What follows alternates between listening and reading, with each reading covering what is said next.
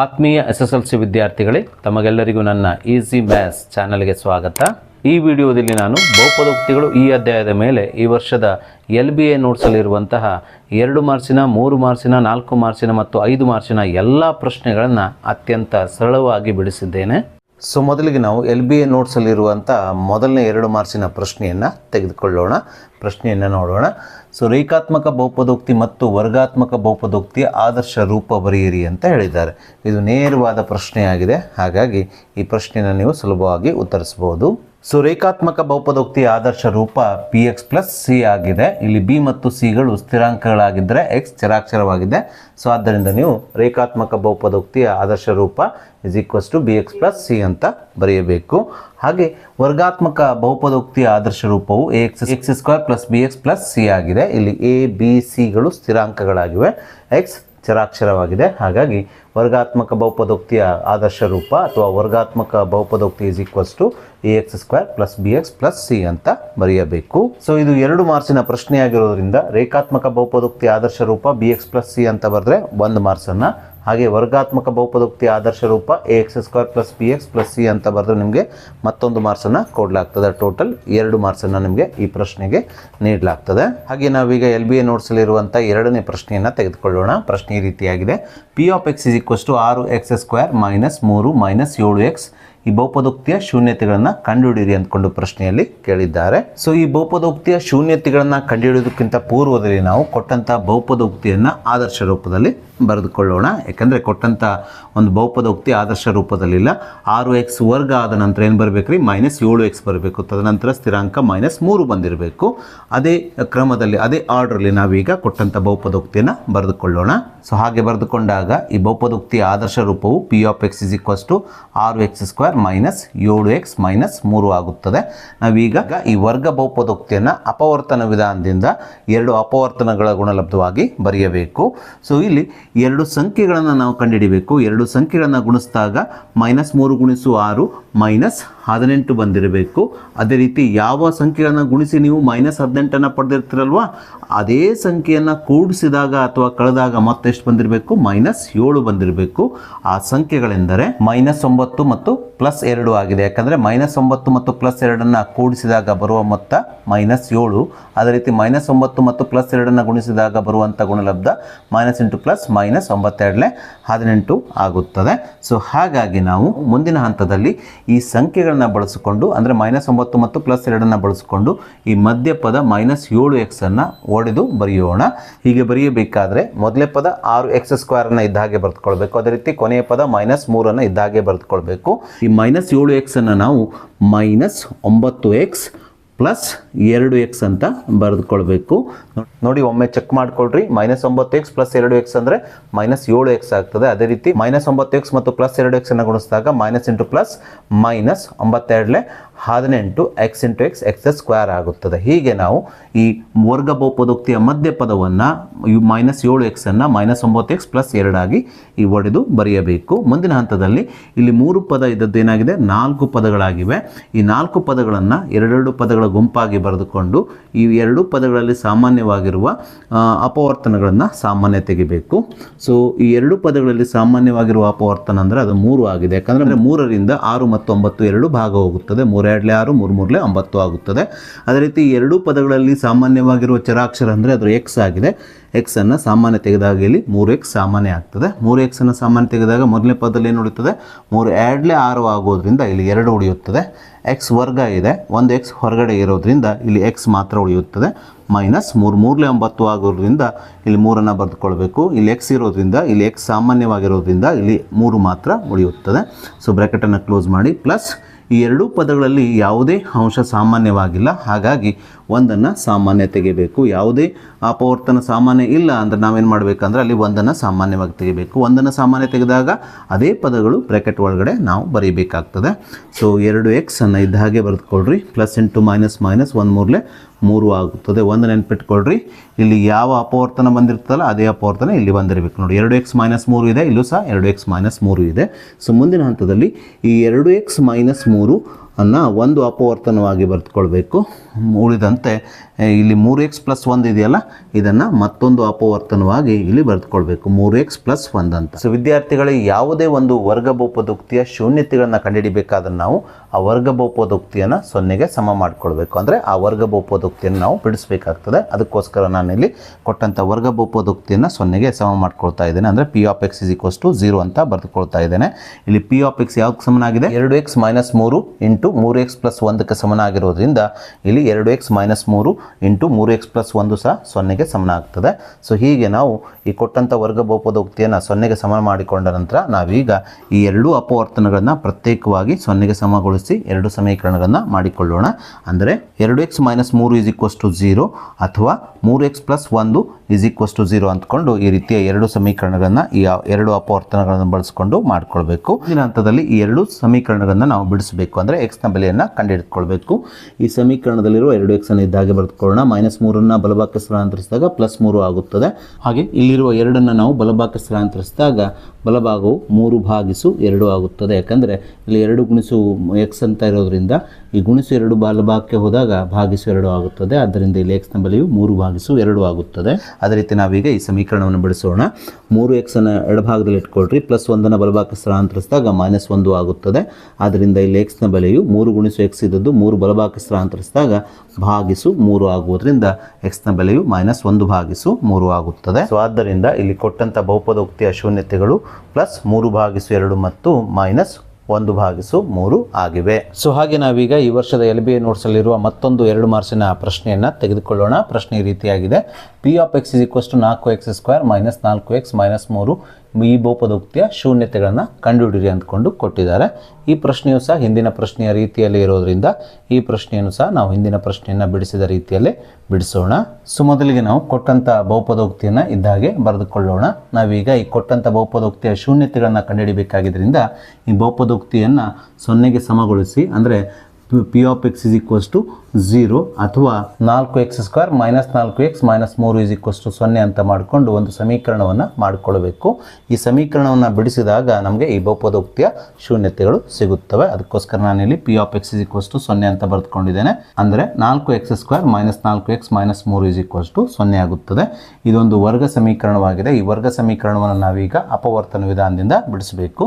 ನಾವೀಗ ಎರಡು ಸಂಖ್ಯೆಗಳನ್ನು ಕಂಡುಹಿಡಿಯಬೇಕು. ಆ ಸಂಖ್ಯೆಗಳ ಗುಣಲಬ್ಧ -× +-3×4 12 ಬಂದಿರಬೇಕು. ಅಂದರೆ -12 ಬಂದಿರಬೇಕು. ಎರಡು ಸಂಖ್ಯೆಗಳನ್ನು ಗುಣಿಸಿದಾಗ -12 ಬಂದಿರಬೇಕು.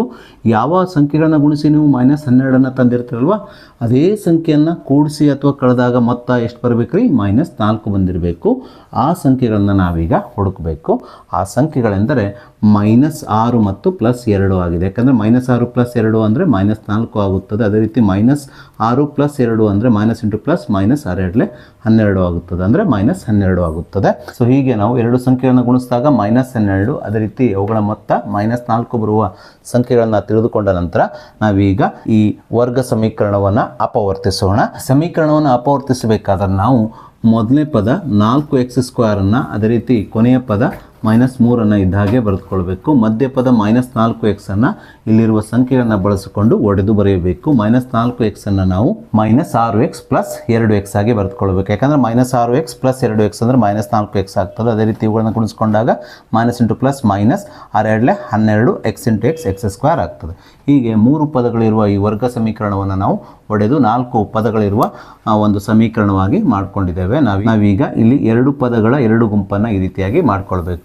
ಈ 2 ಪದಗಳ ಗುಂಪಿನಲ್ಲಿ ಸಾಮಾನ್ಯವಾಗಿರುವ ಅಪವರ್ತನ 2 ಸಾಮಾನ್ಯ ತೆಗೆಯೋಣ. ಯಾಕಂದರೆ 2 4 2 3 6 ಆಗಿರೋದ್ರಿಂದ 2 ಸಾಮಾನ್ಯ ಅಪವರ್ತನವಾಗಿ ತೆಗೆದುಕೊಳ್ಳೋಣ. ಅದೇ ರೀತಿ ಎರಡೂ ಕಡೆಗೆ x ಇರೋದ್ರಿಂದ x ಅನ್ನು ಒಂದು ಸಾಮಾನ್ಯ ಅಪವರ್ತನವಾಗಿ ತೆಗೆಯೋಣ.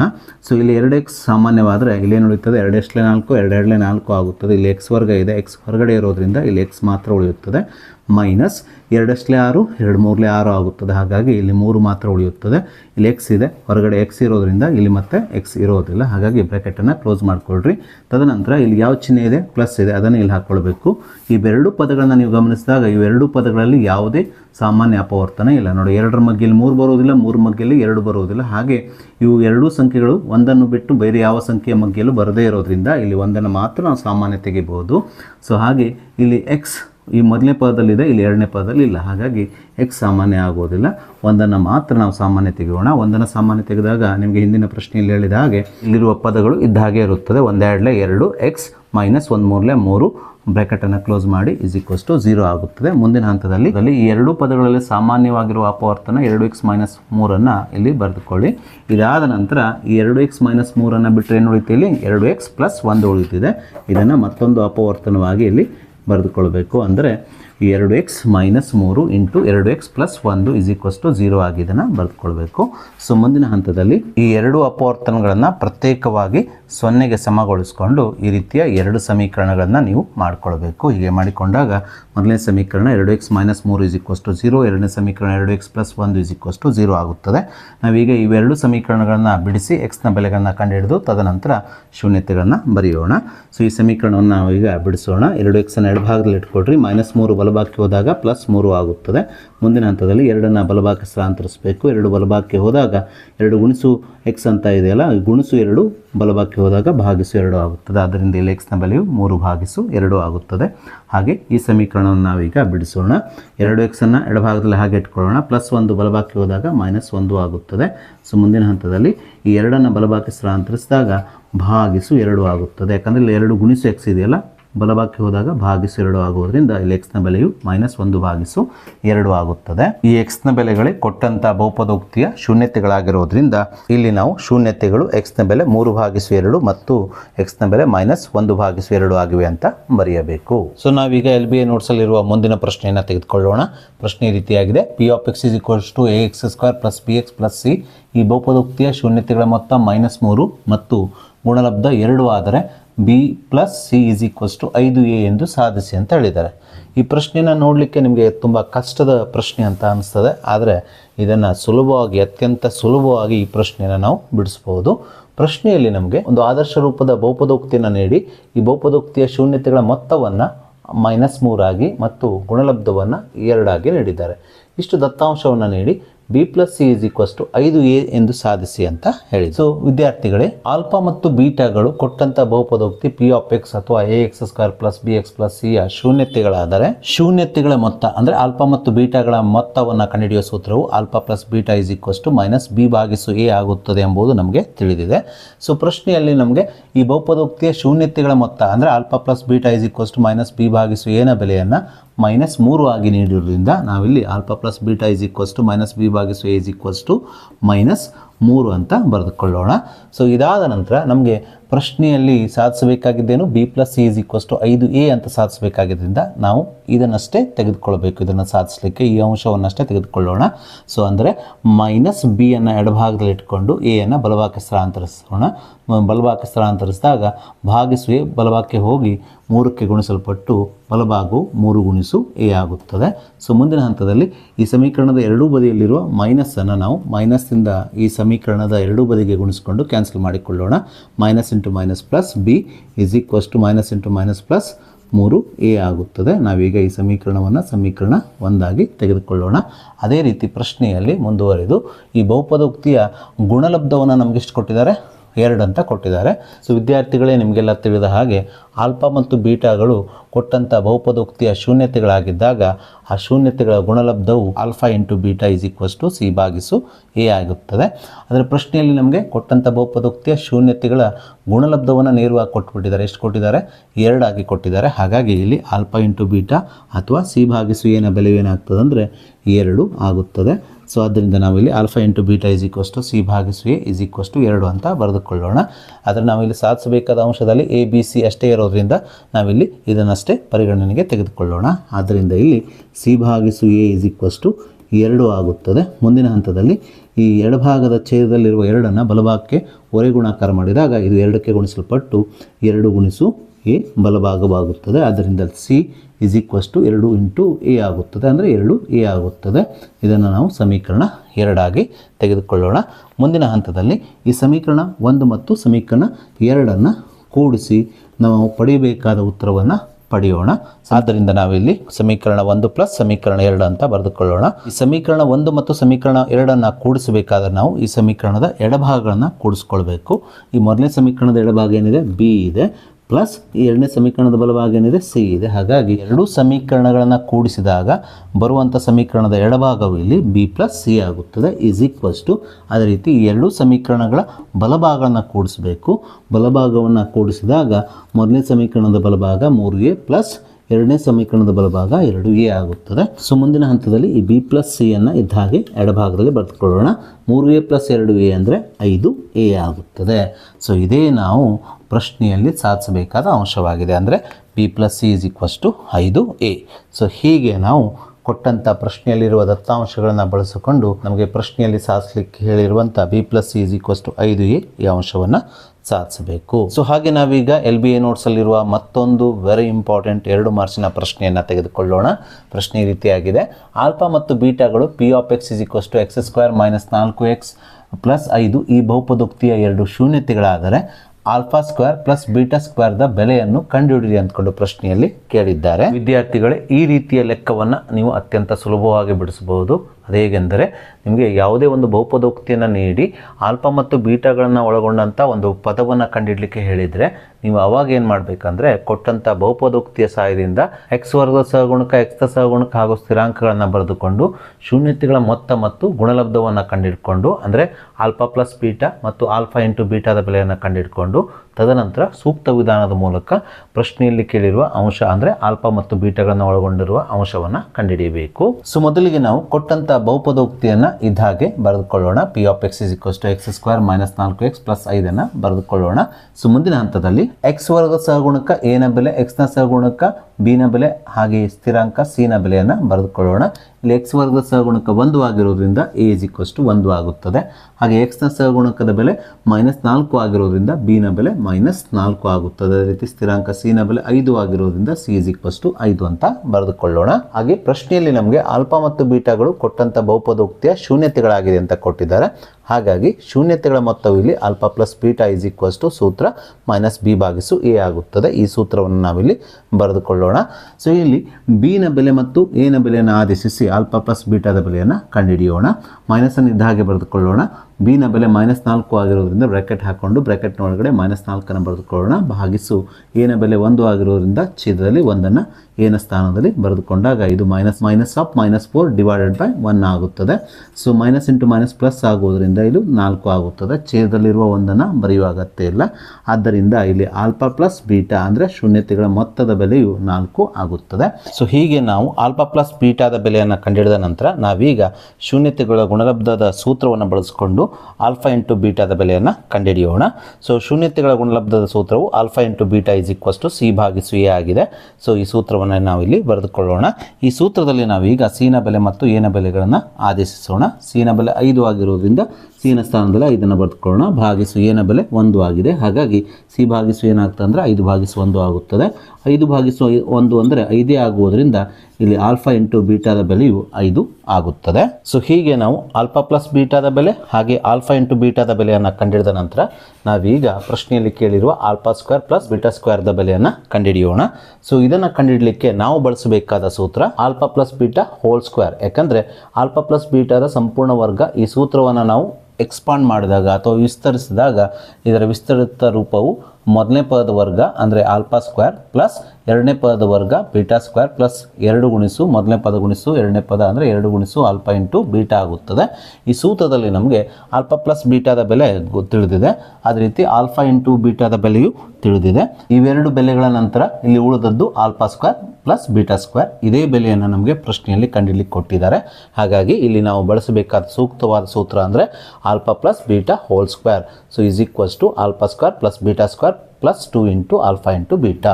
ಸೊ ಈ ಸೂತ್ರದಲ್ಲಿ ನಾವೀಗ ಆಲ್ಫಾ ಪ್ಲಸ್ ಬೀಟಾದ ಬೆಲೆ ಅದೇ ರೀತಿ ಆಲ್ಫಾ ಇಂಟು ಬೀಟಾದ ಬೆಲೆಯನ್ನು ಆದೇಶಿಸಿ ಆಲ್ಫಾ ಸ್ಕ್ವೇರ್ ಪ್ಲಸ್ ಬೀಟಾದ ಸ್ಕ್ವೇರ್ ಬೆಲೆಯನ್ನು ಕಂಡುಹಿಡಿಯೋಣ. ಸೊ ಆಲ್ಫಾ ಪ್ಲಸ್ ಬೀಟಾದ ಬೆಲೆ 4 ಆಗಿರೋದ್ರಿಂದ ಆಲ್ಫಾ ಪ್ಲಸ್ ಬೀಟಾದ ಸ್ಥಾನದಲ್ಲಿ 4 ಆದೇಶಿಸಿದಾಗ alpha plus beta whole square is 4 square ಆಗುತ್ತದೆ. Is equals to alpha square plus beta square. ಇದರ ಬೆಲೆ ನಮಗೆ ತಿಳಿದಿಲ್ಲ, ಇದನ್ನು ನಾವು ಕಂಡುಹಿಡಿಬೇಕು. ಇದನ್ನು ಹಾಗೆ ಬರೆದುಕೊಳ್ಳೋಣ. ಪ್ಲಸ್ 2 ಇಂಟು ಆಲ್ಫಾ ಇಂಟು ಬೀಟಾದ ಬೆಲೆ ಎಷ್ಟು ಬಂದಿದೆ ಹೇಳ್ರಿ? 5 ಬಂದಿದೆ. ಹಾಗಾಗಿ ಆಲ್ಫಾ ಇಂಟು ಬೀಟಾದ ಸ್ಥಾನದಲ್ಲಿ ನಾವು 5 ಬರೆದುಕೊಳ್ಳೋಣ. ಹೀಗೆ ಬರೆದುಕೊಂಡಾಗ 2 ಇಂಟು ಆಲ್ಫಾ ಇಂಟು ಬೀಟಾ ಏನಾಗ್ತದೆ? 2 ಇಂಟು 5 ಆಗ್ತದೆ. ಸೊ 4ರ ವರ್ಗ 4 4 16 ಆಗುತ್ತದೆ. Is equals to alpha square plus beta ಸ್ಕ್ವೇರನ್ನು ಇದ್ದ ಹಾಗೆ ಬರೆದುಕೊಳ್ಳೋಣ. ಪ್ಲಸ್ 2 5 10 ಆಗೋದ್ರಿಂದ ಇಲ್ಲಿ 10 ಬರೆದುಕೊಳ್ಳೋಣ. ಮುಂದಿನ ಹಂತದಲ್ಲಿ 10 ಎಡಭಾಗಕ್ಕೆ ತಂದಾಗ ಈ ಪ್ಲಸ್ 10 ಏನಾಗ್ತದೆ ಮೈನಸ್ 10 ಆಗುತ್ತದೆ. ಆದ್ದರಿಂದ ಇಲ್ಲಿ ಎಡಭಾಗವು 16 ಮೈನಸ್ 10 ಆಗುತ್ತದೆ. Is equals to alpha square plus beta ಸ್ಕ್ವೇರನ್ನು ಇದ್ದ ಹಾಗೆ ಬರೆದುಕೊಳ್ಳೋಣ. ಸೊ ಇಲ್ಲಿ 16ರಲ್ಲಿ 10 ಕಳೆದಾಗ ಬರುವ ಉತ್ತರ 6. ಆದ್ದರಿಂದ ಇಲ್ಲಿ ಆಲ್ಫಾ ಸ್ಕ್ವೇರ್ ಪ್ಲಸ್ ಬೀಟಾ ಸ್ಕ್ವೇರ್ದ ಬೆಲೆಯು ಎಷ್ಟಾಗ್ತದೆ ಅಂದರೆ 6 ಆಗುತ್ತದೆ. ಸೊ ಆದ್ದರಿಂದ ಪ್ರಶ್ನೆಯಲ್ಲಿ ನಮಗೆ ಕಂಡುಹಿಡಿಯಲಿಕ್ಕೆ ಹೇಳಿರುವ ಆಲ್ಫಾ ಸ್ಕ್ವೇರ್ ಪ್ಲಸ್ ಬೀಟಾ ಸ್ಕ್ವೇರ್ದ ಬೆಲೆಯು 6 ಆಗುತ್ತದೆ.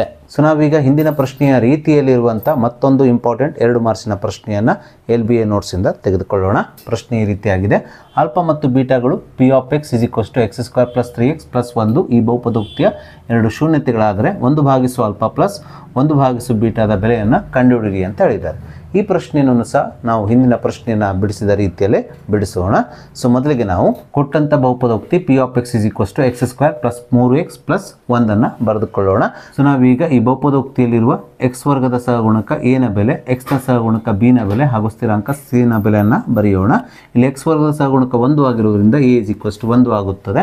ಅದೇ ರೀತಿ ಎಕ್ಸ್ ನ ಸಹಗುಣಕ 3 ಆಗಿರುವುದರಿಂದ ಬಿ ನ ಬೆಲೆ 3 ಆಗುತ್ತದೆ. ಹಾಗೆ ಸ್ಥಿರಾಂಕ 1 ಆಗಿರುವುದರಿಂದ ಸಿ ನ ಬೆಲೆ 1 ಆಗುತ್ತದೆ. ಸೊ ಮುಂದಿನ ಹಂತದಲ್ಲಿ ಆಲ್ಫಾ ಮತ್ತು ಬೀಟಾಗಳು ಈ ಬಹುಪದೋಕ್ತಿಯ ಶೂನ್ಯತೆಗಳಾಗಿರೋದ್ರಿಂದ ಶೂನ್ಯತೆಗಳ ಮೊತ್ತದ ಸೂತ್ರವನ್ನು ಬಳಸಿಕೊಂಡು ಆಲ್ಫಾ ಪ್ಲಸ್ ಬೀಟಾದ ಬೆಲೆಯನ್ನು ಕಂಡುಹಿಡಿಯೋಣ. ಶೂನ್ಯತೆಗಳ ಮೊತ್ತವನ್ನು ಕಂಡುಹಿಡಿಯುವ ಸೂತ್ರ alpha plus beta is equals to minus b ಭಾಗಿಸು ಎ ಆಗಿರೋದ್ರಿಂದ ಆ ಸೂತ್ರವನ್ನು ನಾವಿಲ್ಲಿ ಬರೆದುಕೊಳ್ಳೋಣ. ಸೊ ಈ ಸೂತ್ರದಲ್ಲಿ ನಾವು ಬಿ ಮತ್ತು ಎ ನ ಬೆಲೆಯನ್ನು ಆದೇಶಿಸಿ ಆಲ್ಫಾ ಪ್ಲಸ್ ಬೀಟಾದ ಬೆಲೆಯನ್ನು ಕಂಡುಹಿಡಿಯೋಣ. ಸೊ ಮೈನಸ್ ಚಿಹ್ನೆಯನ್ನು ಇದ್ದ ಹಾಗೆ ಬರೆದುಕೊಳ್ಳೋಣ. ಬಿ ನ ಬೆಲೆ 3 ಆಗಿರೋದ್ರಿಂದ 3 ಬರೆದುಕೊಳ್ಳೋಣ. ಭಾಗಿಸು ಎ ನ ಬೆಲೆ 1 ಆಗಿದೆ.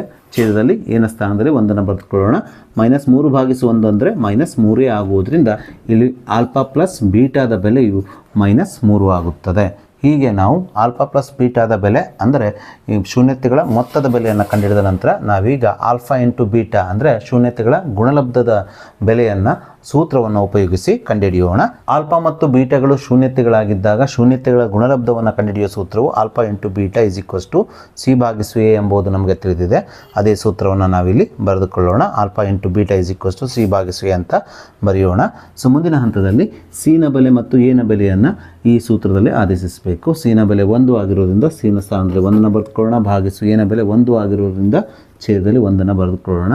1 ಭಾಗಿಸು 1 ಅಂದರೆ 1 ಆಗುವುದರಿಂದ ಇಲ್ಲಿ ಆಲ್ಫಾ ಇಂಟು ಬೀಟಾ ಅಂದರೆ ಶೂನ್ಯತೆಗಳ ಗುಣಲಬ್ಧದ ಬೆಲೆಯು 1 ಆಗುತ್ತದೆ. ಸೊ ಹೀಗೆ ನಾವು ಆಲ್ಫಾ ಪ್ಲಸ್ ಬೀಟಾ ಮತ್ತು ಆಲ್ಫಾ ಇಂಟು ಬೀಟಾದ ಬೆಲೆಗಳನ್ನು ಕಂಡುಹಿಡಿದ ನಂತರ ನಾವೀಗ ಪ್ರಶ್ನೆಯಲ್ಲಿ ನಮಗೆ ಕಂಡುಹಿಡಿಯಲಿಕ್ಕೆ ಹೇಳಿರುವಂಥ 1 ಭಾಗಿಸು ಆಲ್ಫಾ ಪ್ಲಸ್ 1 ಭಾಗಿಸು ಬೀಟಾದ ಬೆಲೆಯನ್ನು ಕಂಡುಹಿಡಿಯೋಣ. ನಾವೀಗ ಇದನ್ನು ಓರೆ ಗುಣಾಕಾರ ಮಾಡಿ ಸಂಕ್ಷೇಪಿಸೋಣ. ಬೀಟಾದಿಂದ 1ಕ್ಕೆ ಅದೇ ರೀತಿ ಆಲ್ಫಾದಿಂದ 1ಕ್ಕೆ ಗುಣಿಸಿಕೊಂಡು ಅಂಶವನ್ನು ಬರೆಯೋಣ. ಬೀಟಾ ಇಂಟು 1 ಅಂದರೆ ಬೀಟಾ ಆಗುತ್ತದೆ ಪ್ಲಸ್ ಆಲ್ಫಾ ಇಂಟು 1 ಅಂದರೆ ಆಲ್ಫಾ ಇಂಟು 1 ಆಲ್ಫಾ ಆಗುತ್ತದೆ. ಹಾಗಾಗಿ ಅಂಶವು ಇಲ್ಲಿ ಆಲ್ಫಾ ಪ್ಲಸ್ ಬೀಟಾ ಅಥವಾ ಬೀಟಾ ಪ್ಲಸ್ ಆಲ್ಫಾ ಆಗುತ್ತದೆ. ಭಾಗಿಸು ಛೇದದಲ್ಲಿರುವ ಪದಗಳನ್ನು ಗುಣಿಸಿಕೊಂಡು ನಾವು ಇದರ ಛೇದವನ್ನು ಬರೆಯಬೇಕು. ಛೇದದಲ್ಲಿ ಆಲ್ಫಾ ಮತ್ತು ಬೀಟಾ ಇದೆ. ಆಲ್ಫಾ ಮತ್ತು ಬೀಟಾಗಳನ್ನು ಗುಣಿಸಿದಾಗ ಛೇದವು ಆಲ್ಫಾ ಇಂಟು ಬೀಟಾ ಆಗುತ್ತದೆ. ಸೊ ಇಲ್ಲಿ ಬೀಟಾ ಪ್ಲಸ್ ಆಲ್ಫಾ ಅಂದರೂ ಒಂದೇ, ಆಲ್ಫಾ ಪ್ಲಸ್ ಬೀಟಾ ಅಂದರೂ ಒಂದೇ ಆಗಿದೆ. ಹಾಗಾಗಿ ಆಲ್ಫಾ ಪ್ಲಸ್ ಬೀಟಾದ ಬೆಲೆಯು ಮೈನಸ್ 3 ಆಗಿರೋದ್ರಿಂದ ಆಲ್ಫಾ ಪ್ಲಸ್ ಬೀಟಾ ಅಥವಾ ಬೀಟಾ ಪ್ಲಸ್ ಆಲ್ಫಾದ ಸ್ಥಾನದಲ್ಲಿ ನಾವು ಮೈನಸ್ 3 ಬರೆದುಕೊಳ್ಳೋಣ. ಭಾಗಿಸು ಆಲ್ಫಾ ಇಂಟು ಬೀಟಾದ ಬೆಲೆಯನ್ನು ನಾವು ಕಂಡುಹಿಡಿದಿದ್ದೇವೆ. ಇದರ ಬೆಲೆ ಎಷ್ಟು ಬಂದಿದೆ? 1 ಬಂದಿದೆ. ಹಾಗಾಗಿ ನಾವು ಆಲ್ಫಾ ಇಂಟು ಬೀಟಾದ ಸ್ಥಾನದಲ್ಲಿ 1 ಬರೆದುಕೊಂಡಾಗ ಛೇದವು 1 ಆಗುತ್ತದೆ. ಮೈನಸ್ 3 ಭಾಗಿಸು 1 ಅಂದರೆ ಮೈನಸ್ 3 ಆಗುವುದರಿಂದ ಇಲ್ಲಿ ನಮಗೆ ಪ್ರಶ್ನೆಯಲ್ಲಿ ಕಂಡುಹಿಡಿಯಲಿಕ್ಕೆ ಹೇಳಿರುವಂಥ 1 ಭಾಗಿಸು ಆಲ್ಫಾ ಪ್ಲಸ್ 1 ಭಾಗಿಸು ಬೀಟಾದ ಬೆಲೆಯು ಮೈನಸ್ 3 ಆಗುತ್ತದೆ. ಸೊ ಹಾಗೆ ನಾವೀಗ ಹಿಂದಿನ ಪ್ರಶ್ನೆಯ ರೀತಿಯಲ್ಲಿ ಇರುವಂಥ ಮತ್ತೊಂದು 2 ಮಾರ್ಕ್ಸಿನ ಇಂಪಾರ್ಟೆಂಟ್ ಪ್ರಶ್ನೆಯನ್ನು ತೆಗೆದುಕೊಳ್ಳೋಣ. ಪ್ರಶ್ನೆ ರೀತಿಯಾಗಿದೆ. ಆಲ್ಫಾ ಮತ್ತು ಬೀಟಾಗಳು p of x is equals to x square plus 3x plus 1 ಈ ಬಹುಪದೋಕ್ತಿಯ 2 ಶೂನ್ಯತೆಗಳಾದರೆ alpha square into beta plus alpha beta ಸ್ಕ್ವೇರ್ದ ಬೆಲೆಯನ್ನು ಕಂಡುಹಿಡಿಯಿರಿ ಅಂದ್ಕೊಂಡು ಪ್ರಶ್ನೆಯಲ್ಲಿ ಕೇಳಿದ್ದಾರೆ. ಸೊ ಇದನ್ನು ನಾವು ಹಿಂದಿನ ಪ್ರಶ್ನೆಯನ್ನು ಬಿಡಿಸಿದ ರೀತಿಯಲ್ಲೇ ಬಿಡಿಸಬೇಕು. ನೋಡಿ, ಇಲ್ಲಿ ಕೊಟ್ಟಿರುವ ಬಹುಪದೋಕ್ತಿಯು ಹಿಂದಿನ ಪ್ರಶ್ನೆಯಲ್ಲಿ ಕೊಟ್ಟಿರುವ ಬಹುಪದೋಕ್ತಿಯೇ ಆಗಿದೆ. ಸೊ ಮೊದಲಿಗೆ ನಾವು ಕೊಟ್ಟಂತ ಬಹುಪದೋಕ್ತಿ p of x is equals to x square plus 3x plus 1 ಬರೆದುಕೊಳ್ಳೋಣ. ಸೊ ಮುಂದಿನ ಹಂತದಲ್ಲಿ ಎಕ್ಸ್ ವರ್ಗದ ಸಹಗುಣಕ ಎ ನ ಬೆಲೆ 1 ಆಗಿರೋದ್ರಿಂದ ಎ ಇಸ್ ಈಕ್ವಲ್ಸ್ ಟು 1 ಅಂತ ಬರೆದುಕೊಳ್ಳೋಣ. ಹಾಗೆ ಎಕ್ಸ್ ನ ಸಹಗುಣಕದ ಬೆಲೆ 3 ಆಗಿರೋದ್ರಿಂದ ಬಿ ನ ಬೆಲೆ 3 ಅಂತ ಬರೆದುಕೊಳ್ಳೋಣ. ಹಾಗೆ ಸ್ಥಿರಾಂಕದ ಬೆಲೆ 1 ಆಗಿರೋದ್ರಿಂದ ಸ್ಥಿರಾಂಕ ಸಿ ಇಸ್ ಈಕ್ವಲ್ಸ್ ಟು 1 ಅಂತ ಬರೆದುಕೊಳ್ಳೋಣ. ಸೊ ನಾವೀಗ ಈ ಬೆಲೆಗಳನ್ನು ಬಳಸಿಕೊಂಡು ಶೂನ್ಯತೆಗಳ ಮೊತ್ತ ಆಲ್ಫಾ ಪ್ಲಸ್ ಬೀಟಾದ ಬೆಲೆ ಹಾಗೆ ಶೂನ್ಯತೆಗಳ ಗುಣಲಬ್ಧ ಆಲ್ಫಾ ಇಂಟು ಬೀಟಾದ ಬೆಲೆಯನ್ನು ಕಂಡುಹಿಡಿಯೋಣ. ನೋಡಿ, ಆಲ್ಫಾ ಮತ್ತು ಬೀಟಾಗಳು ಕೊಟ್ಟಂಥ ಬಹುಪದೋಕ್ತಿಯ ಶೂನ್ಯತೆಗಳಾಗಿದ್ದಾಗ ಶೂನ್ಯತೆಗಳ ಮೊತ್ತವು alpha plus beta is equals to ಏನಾಗ್ತದೆ ಅಂದರೆ ಮೈನಸ್ ಬಿ ಭಾಗಿಸು ಎ ಆಗುತ್ತದೆ. ಈ ಸೂತ್ರದಲ್ಲಿ ನಾವೀಗ ಬಿ ಮತ್ತು ಎನ ಬೆಲೆಗಳನ್ನು ಆದೇಶಿಸೋಣ. ಸೊ ಮೈನಸನ್ನು ಇದ್ದ ಹಾಗೆ ಬರೆದುಕೊಳ್ಳೋಣ. ಬಿನ ಬೆಲೆ 3 ಆಗಿರೋದ್ರಿಂದ 3 ಬರೆದುಕೊಳ್ಳೋಣ. ಭಾಗಿಸು ಎನ ಬೆಲೆ 1 ಆಗಿದೆ. -3/1 ಅಂದರೆ -3 ಆಗುವುದರಿಂದ ಇಲ್ಲಿ ಶೂನ್ಯತೆಗಳ ಮೊತ್ತ ಅಥವಾ ಆಲ್ಫಾ ಪ್ಲಸ್ ಬೀಟಾದ ಬೆಲೆಯು -3 ಆಗುತ್ತದೆ. ಇದೇ ರೀತಿ ನಾವೀಗ ಶೂನ್ಯತೆಗಳ ಗುಣಲಬ್ಧ ಅಂದರೆ ಆಲ್ಫಾ ಇಂಟು ಬೀಟಾದ ಬೆಲೆಯನ್ನು ಸೂತ್ರವನ್ನು ಉಪಯೋಗಿಸಿ ಕಂಡುಹಿಡಿಯೋಣ. ಶೂನ್ಯತೆಗಳ ಗುಣಲಬ್ಧ ಅಥವಾ ಆಲ್ಫಾ ಇಂಟು ಬೀಟಾದ ಸೂತ್ರವು ಸಿ ಭಾಗಿಸು ಎ ಆಗುತ್ತದೆ. ಈ ಸೂತ್ರದಲ್ಲಿ ನಾವೀಗ ಸಿ ಮತ್ತು ಎನ ಬೆಲೆಗಳನ್ನು ಆದೇಶಿಸೋಣ. ಸಿನ ಬೆಲೆ 1 ಆಗಿರುವುದರಿಂದ ಸಿನ ಸ್ಥಾನದಲ್ಲಿ 1 ಬರೆದುಕೊಳ್ಳೋಣ. ಭಾಗಿಸು ಎನ ಬೆಲೆ 1 ಆಗಿದೆ. ಛೇದದಲ್ಲಿ 1 ಬರೆದುಕೊಳ್ಳೋಣ. 1/1 ಅಂದರೆ 1 ಆಗುವುದರಿಂದ ಇಲ್ಲಿ ಆಲ್ಫಾ ಇಂಟು ಬೀಟಾದ ಬೆಲೆಯು 1 ಆಗುತ್ತದೆ. ಹೀಗೆ ನಾವು ಆಲ್ಫಾ ಪ್ಲಸ್ ಬೀಟಾದ ಬೆಲೆ, ಅದೇ ರೀತಿ ಆಲ್ಫಾ ಇಂಟು ಬೀಟಾದ ಬೆಲೆಯನ್ನು ಕಂಡುಹಿಡಿದ ನಂತರ ನಾವೀಗ ಪ್ರಶ್ನೆಯಲ್ಲಿ ಕಂಡುಹಿಡಿಯಲಿಕ್ಕೆ ಹೇಳಿರುವಂಥ alpha square beta plus alpha beta square ಇದರ ಬೆಲೆಯನ್ನು ಕಂಡುಹಿಡಿಯೋಣ. ಅದಕ್ಕೋಸ್ಕರ ನಾನಿಲ್ಲಿ alpha square beta plus alpha beta square ಅಂತ ಬರೆದುಕೊಂಡಿದ್ದೇನೆ. ಮುಂದಿನ ಹಂತದಲ್ಲಿ ನಾನೇನು ಮಾಡ್ತೇನೆ ಅಂದರೆ ಇದರ ಬೆಲೆಯನ್ನು ಕಂಡುಹಿಡಿಯಬೇಕಾದ್ರೆ ನಾನು ಈ ಎರಡೂ ಪದಗಳಲ್ಲಿ ಸಾಮಾನ್ಯವಾಗಿರುವ ಸಾಮಾನ್ಯ ಅಪವರ್ತನಗಳನ್ನು ಸಾಮಾನ್ಯ ತೆಗಿತೇನೆ. ನೋಡಿ, ಆಲ್ಫಾ ಎರಡೂ ಕಡೆಗೆ ಸಾಮಾನ್ಯ ಅಪವರ್ತನವಾಗಿರೋದ್ರಿಂದ ಆಲ್ಫಾವನ್ನು ಸಾಮಾನ್ಯ ತೆಗೀರಿ. ಅದೇ ರೀತಿ ಬೀಟಾನೂ ಸಹ ಎರಡೂ ಕಡೆಗೆ ಸಾಮಾನ್ಯವಾಗಿರೋದ್ರಿಂದ, ಅಂದರೆ ಮೊದಲನೇ ಪದದಲ್ಲೂ ಬೀಟಾ ಇದೆ, ಎರಡನೇ ಪದದಲ್ಲೂ ಬೀಟಾ ಇರೋದ್ರಿಂದ ಇಲ್ಲಿ ಬೀಟಾವನ್ನು ಸಾಮಾನ್ಯ ತೆಗೀರಿ. ಸಾಮಾನ್ಯ ತೆಗೆದು ಇಲ್ಲಿ ಬ್ರ್ಯಾಕೆಟ್ ಹಾಕಿದಾಗ ಮೊದಲನೇ ಪದದಲ್ಲಿ ಆಲ್ಫಾ ಇಂಟು ಬೀಟಾ ಸಾಮಾನ್ಯವಾಗಿರೋದ್ರಿಂದ ಇಲ್ಲೇನು ಉಳಿಯುತ್ತದೆ? ಆಲ್ಫಾ ಮಾತ್ರ ಉಳಿಯುತ್ತದೆ. ಪ್ಲಸ್ ಎರಡನೇ ಪದದಲ್ಲೂ ಸಹ ಆಲ್ಫಾ ಇಂಟು ಬೀಟಾ ಸಾಮಾನ್ಯವಾಗಿರೋದ್ರಿಂದ ಇಲ್ಲಿ ಬೀಟಾ ಸ್ಕ್ವೇರ್ ಇರೋದ್ರಿಂದ ಇಲ್ಲಿ ಬೀಟಾ ಮಾತ್ರ ಉಳಿಯುತ್ತದೆ. ಸೊ ಮುಂದಿನ ಹಂತದಲ್ಲಿ ಆಲ್ಫಾ ಇಂಟು ಬೀಟಾದ ಬೆಲೆ ನಾವು ಈಗಾಗಲೇ ಕಂಡುಹಿಡಿದಿದ್ದೇವೆ. ಎಷ್ಟು ಬಂದಿದೆ? 1 ಬಂದಿದೆ. ಹಾಗಾಗಿ ಆಲ್ಫಾ ಇಂಟು ಬೀಟಾದ ಸ್ಥಾನದಲ್ಲಿ 1 ಬರೆದುಕೊಳ್ಳೋಣ. ಇಂಟು ಆಲ್ಫಾ ಪ್ಲಸ್ ಬೀಟಾ ಅಂದರೆ ಶೂನ್ಯತೆಗಳ ಮೊತ್ತದ ಬೆಲೆಯನ್ನು ಸಹ ನಾವು ಕಂಡುಹಿಡಿದಿದ್ದೇವೆ. ಎಷ್ಟು ಬಂದಿದೆ? -3 ಬಂದಿದೆ. ಹಾಗಾಗಿ ನಾವಿಲ್ಲಿ ಆಲ್ಫಾ ಪ್ಲಸ್ ಬೀಟಾದ ಸ್ಥಾನದಲ್ಲಿ -3 ಬರೆದುಕೊಳ್ಳೋಣ. ಸೊ ಪ್ಲಸ್ ಇಂಟು ಮೈನಸ್ 1 3 ಆಗುವುದರಿಂದ ಪ್ರಶ್ನೆಯಲ್ಲಿ ನಮಗೆ ಕಂಡುಹಿಡಿಯಲಿಕ್ಕೆ ಹೇಳಿರುವಂಥ alpha square beta plus alpha beta ಸ್ಕ್ವೇರ್ದ ಬೆಲೆಯು -3 ಆಗುತ್ತದೆ. ಸೊ ನಾವೀಗ 7ನೇ 2 ಮಾರ್ಕ್ಸಿನ ಪ್ರಶ್ನೆಯನ್ನು ತೆಗೆದುಕೊಳ್ಳೋಣ. ಪ್ರಶ್ನೆ ಈ ರೀತಿಯಾಗಿದೆ. P of x is equals to 2x² - 6x + k. ಈ ಬಹುಪದೋಕ್ತಿಯ ಒಂದು ಶೂನ್ಯತೆಯು ಇನ್ನೊಂದು ಶೂನ್ಯತೆಯ 2ರಷ್ಟು ಆದಾಗ ಕೆಯ ಬೆಲೆಯನ್ನು ಕಂಡುಹಿಡಿಯಿರಿ ಅಂದ್ಕೊಂಡು ಪ್ರಶ್ನೆಯಲ್ಲಿ ಕೇಳಿದ್ದಾರೆ. ಸೊ ಪ್ರಶ್ನೆಯಲ್ಲಿ ನಮಗೆ ಒಂದು ಬಹುಪದೋಕ್ತಿಯನ್ನು ಕೊಟ್ಟು ಅದರ ಸ್ಥಿರಾಂಕದ ಬೆಲೆಯನ್ನು ಕೆ ಆಗಿ ಕೊಟ್ಟಿದ್ದಾರೆ. ಈ ಕೆನ ಬೆಲೆಯನ್ನು ಕಂಡುಹಿಡಲಿಕ್ಕೆ ನಮಗೆ ಹೇಳಿದ್ದಾರೆ. ಇದರ ಜೊತೆಗೆ ನಮಗೆ ನೀಡಿರುವ ನಿಬಂಧನೆ ಏನಂದರೆ, ಕಂಡೀಷನ್ ಏನಂದರೆ, ಈ ಬಹುಪದೋಕ್ತಿಯ ಒಂದು ಶೂನ್ಯತೆಯು ಇನ್ನೊಂದು ಶೂನ್ಯತೆಯ 2ರಷ್ಟು ಆಗಿದೆ ಅಂತ ಹೇಳಿದ್ದಾರೆ. ಸೊ ಈ ನಿಬಂಧನೆಯನ್ನು ಬಳಸಿಕೊಂಡು ಹಾಗೆ ಈ ಕೊಟ್ಟಂಥ ಬಹುಪದೋಕ್ತಿಯ ಸಹಗುಣಕಗಳ ಸಹಾಯದಿಂದ ನಾವು ಪ್ರಶ್ನೆಯಲ್ಲಿ ಕೇಳಿರುವ ಕೆನ ಬೆಲೆಯನ್ನು ಕಂಡುಹಿಡಿಯೋಣ. ಸೊ ಮೊದಲಿಗೆ ನಾವು ಕೊಟ್ಟಿರುವ ಬಹುಪದೋಕ್ತಿ p of x is equals to 2x² - 6x + k ಅನ್ನು ಬರೆದುಕೊಳ್ಳೋಣ. ತದನಂತರ ಈ ಬಹುಪದೋಕ್ತಿಯಲ್ಲಿರುವ x ವರ್ಗದ ಸಹಗುಣಕ a ನ ಬೆಲೆ 2 ಆಗಿರೋದ್ರಿಂದ a ಇಸ್ ಈಕ್ವಲ್ಸ್ ಟು 2 ಅಂತ ಬರೆದುಕೊಳ್ಳೋಣ. ಹಾಗೆ x ನ ಸಹಗುಣಕ b ನ ಬೆಲೆ -6 ಆಗಿರೋದ್ರಿಂದ b ಇಸ್ ಈಕ್ವಲ್ಸ್ ಟು -6 ಅಂತ ಬರೆದುಕೊಳ್ಳೋಣ. ಹಾಗೆ ಸ್ಥಿರಾಂಕ c ನ ಬೆಲೆಯು k ಆಗಿರೋದ್ರಿಂದ ನಾವಿಲ್ಲಿ c is equals to k ಅಂತ ಬರೆದುಕೊಳ್ಳೋಣ. ಈ k ನ ಬೆಲೆಯನ್ನು ನಾವು ಕಂಡುಹಿಡಿಯಬೇಕಾಗಿದೆ. ಸೊ ಮುಂದಿನ ಹಂತದಲ್ಲಿ ಕೊಟ್ಟಂಥ ಬಹುಪದೋಕ್ತಿಯ ಶೂನ್ಯತೆಗಳನ್ನು ನಾವು ಆಲ್ಫಾ ಮತ್ತು ಬೀಟಾ ಆಗಿ ತೆಗೆದುಕೊಳ್ಳೋಣ. ಅದಕ್ಕೋಸ್ಕರ ನಾವಿಲ್ಲಿ ಆಲ್ಫಾ ಮತ್ತು ಬೀಟಾಗಳು ಪಿ ಆಫ್ ಎಕ್ಸ್ನ ಶೂನ್ಯತೆಗಳಾಗಿರಲಿ ಅಂತ ಬರೆದುಕೊಳ್ಳೋಣ. ಹಾಗೆ ಪ್ರಶ್ನೆಯಲ್ಲಿ ನಮಗೆ ಈ ಬಹುಪದೋಕ್ತಿಯ ಒಂದು ಶೂನ್ಯತೆಯು ಇನ್ನೊಂದು ಶೂನ್ಯತೆಯ 2ರಷ್ಟು ಆಗಿದೆ ಅಂತ ಕೊಟ್ಟಿದ್ದಾರೆ. ಇಲ್ಲಿ ನಾವು ಶೂನ್ಯತೆಗಳನ್ನು ಆಲ್ಫಾ ಮತ್ತು ಬೀಟಾ ಆಗಿರಲಿ ಅಂತ ತೆಗೆದುಕೊಂಡಿದ್ದೇವೆ.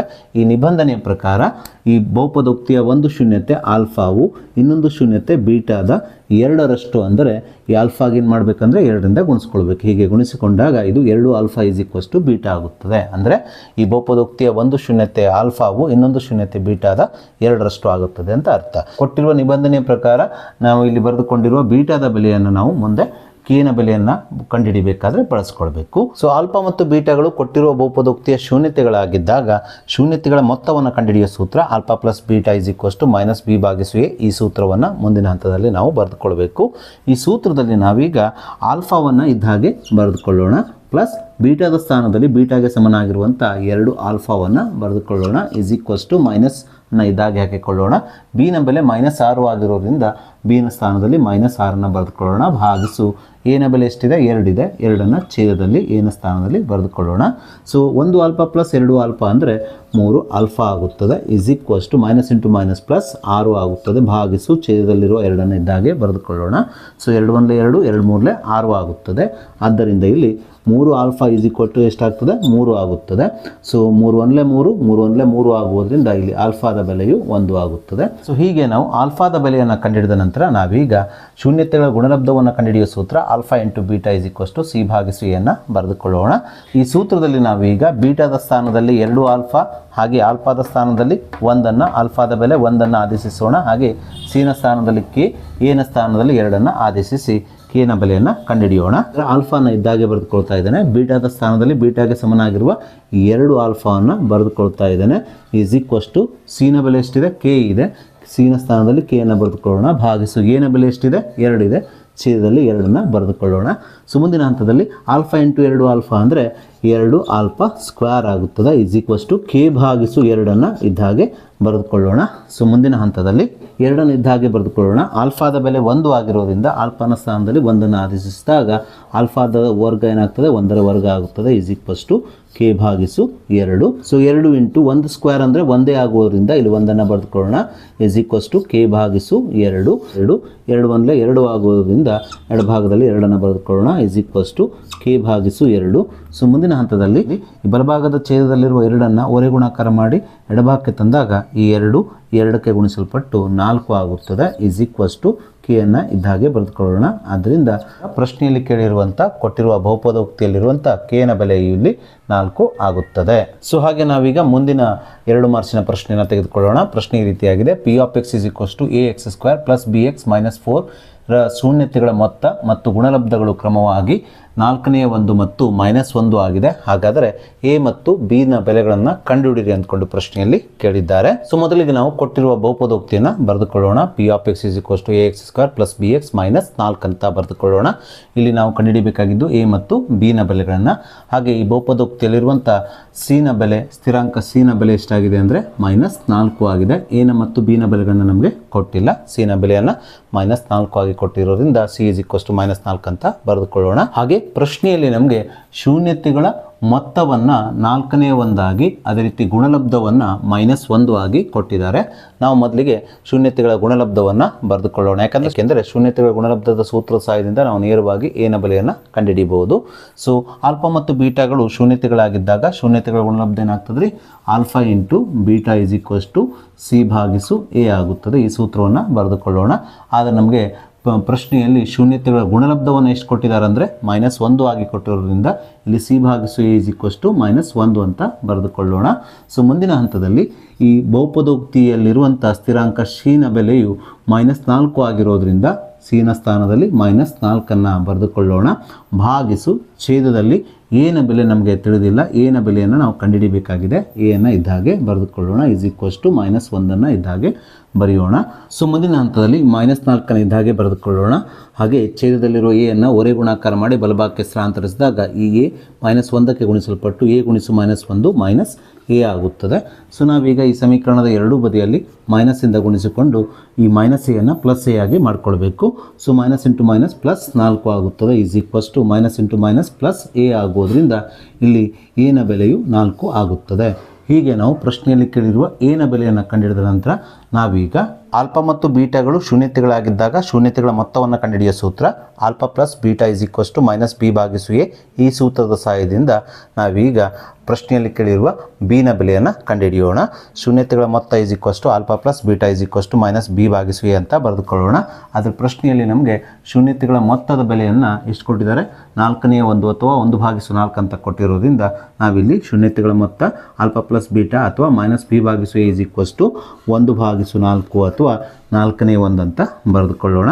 ಸೊ ಮುಂದಿನ ಹಂತದಲ್ಲಿ -b ಅನ್ನು ಇದ್ದ ಹಾಗೆ ಬರೆದುಕೊಳ್ಳೋಣ. ಭಾಗಿಸು ಎನ ಬೆಲೆಯನ್ನು, ಛೇದದಲ್ಲಿರುವ ಎನ ಬೆಲೆ ನಾವು ಈಗಾಗಲೇ ಕಂಡುಹಿಡಿದ್ದೇವೆ. ಎಷ್ಟು ಬಂದಿದೆ? 4 ಬಂದಿದೆ. ಹಾಗಾಗಿ ಛೇದದಲ್ಲಿ 4 ಬರೆದುಕೊಳ್ಳೋಣ. ಈಸ್ ಈಕ್ವಲ್ಸ್ ಟು 1/4 ಇದ್ದ ಹಾಗೆ ಬರೆದುಕೊಳ್ಳೋಣ. ಈ ಸಮೀಕರಣದ ಎರಡೂ ಬದಿಯಲ್ಲಿ ಸಾಮಾನ್ಯವಾಗಿರುವ ಛೇದ 4 ಕ್ಯಾನ್ಸಲ್ ಮಾಡಿದಾಗ ಉಳಿಯುವುದು -b ಇಸ್ ಈಕ್ವಲ್ಸ್ ಟು 1 ಮಾತ್ರ.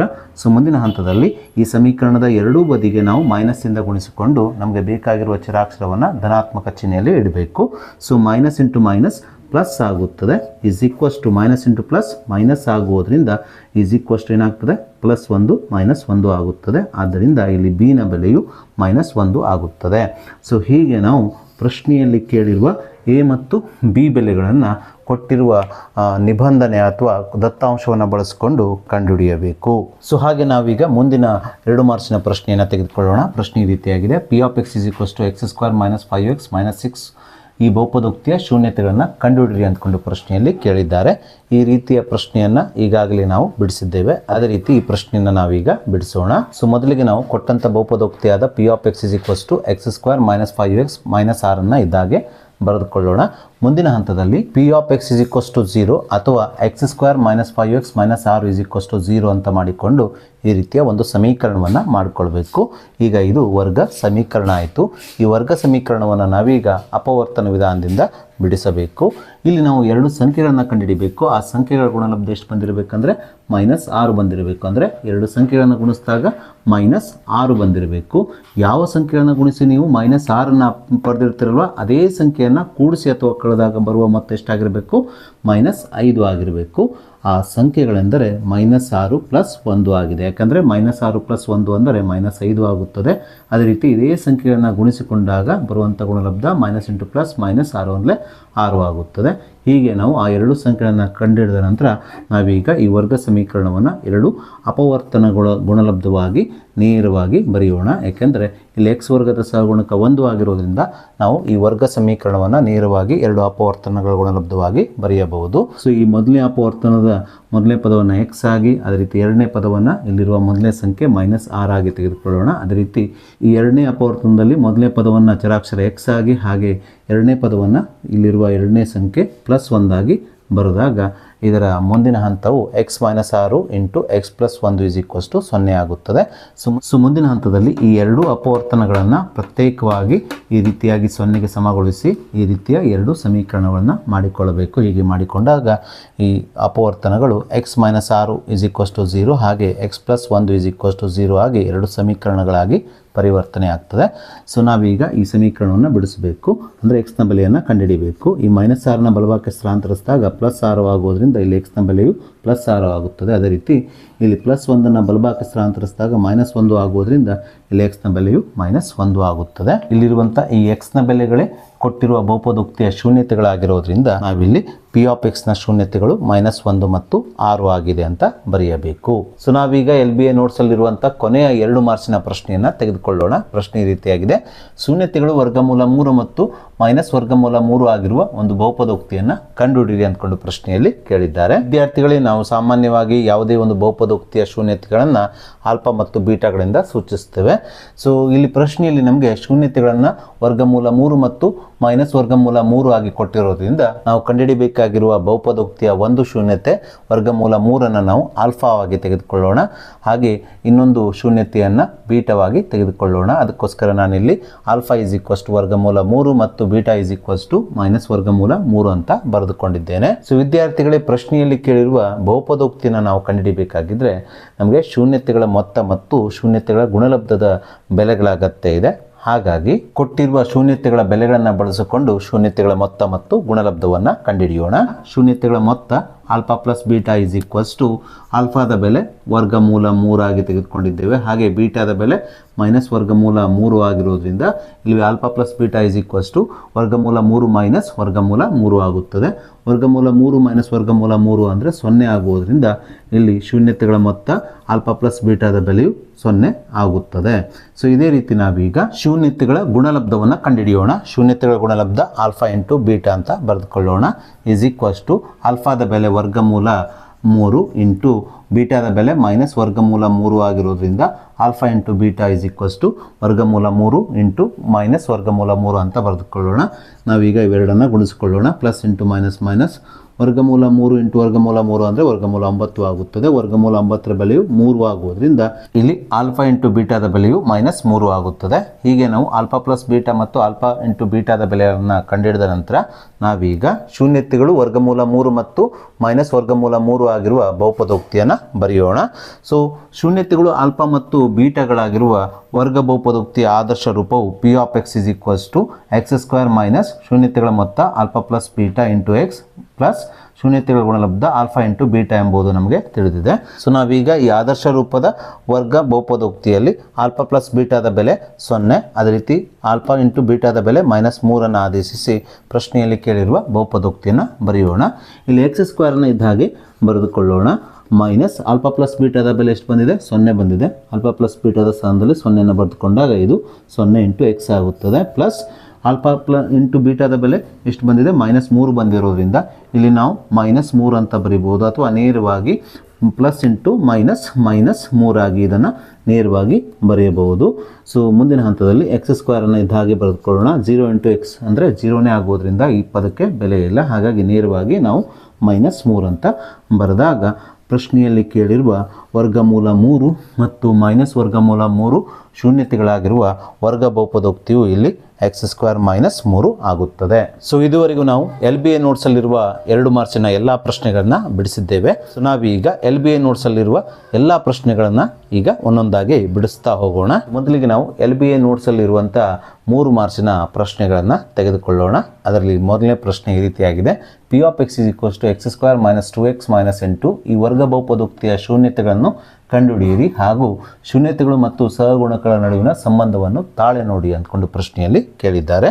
ಸೊ ಈ ರೀತಿಯ ಪ್ರಶ್ನೆಗಳನ್ನು ನಾವು ಹಿಂದಿನ ವಿಡಿಯೋದಲ್ಲಿ ಅಂದರೆ LBA ನೋಟ್ಸಲ್ಲಿರುವಂಥ 2 ಮಾರ್ಕ್ಸಿನ ಪ್ರಶ್ನೆಗಳನ್ನು ಬಿಡಿಸಬೇಕಾದ್ರೆ ಮಾಡಿದ್ದೇವೆ. ಇದೇ ರೀತಿಯ ಪ್ರಶ್ನೆಗಳು ಅಲ್ಲೂ ಇತ್ತು.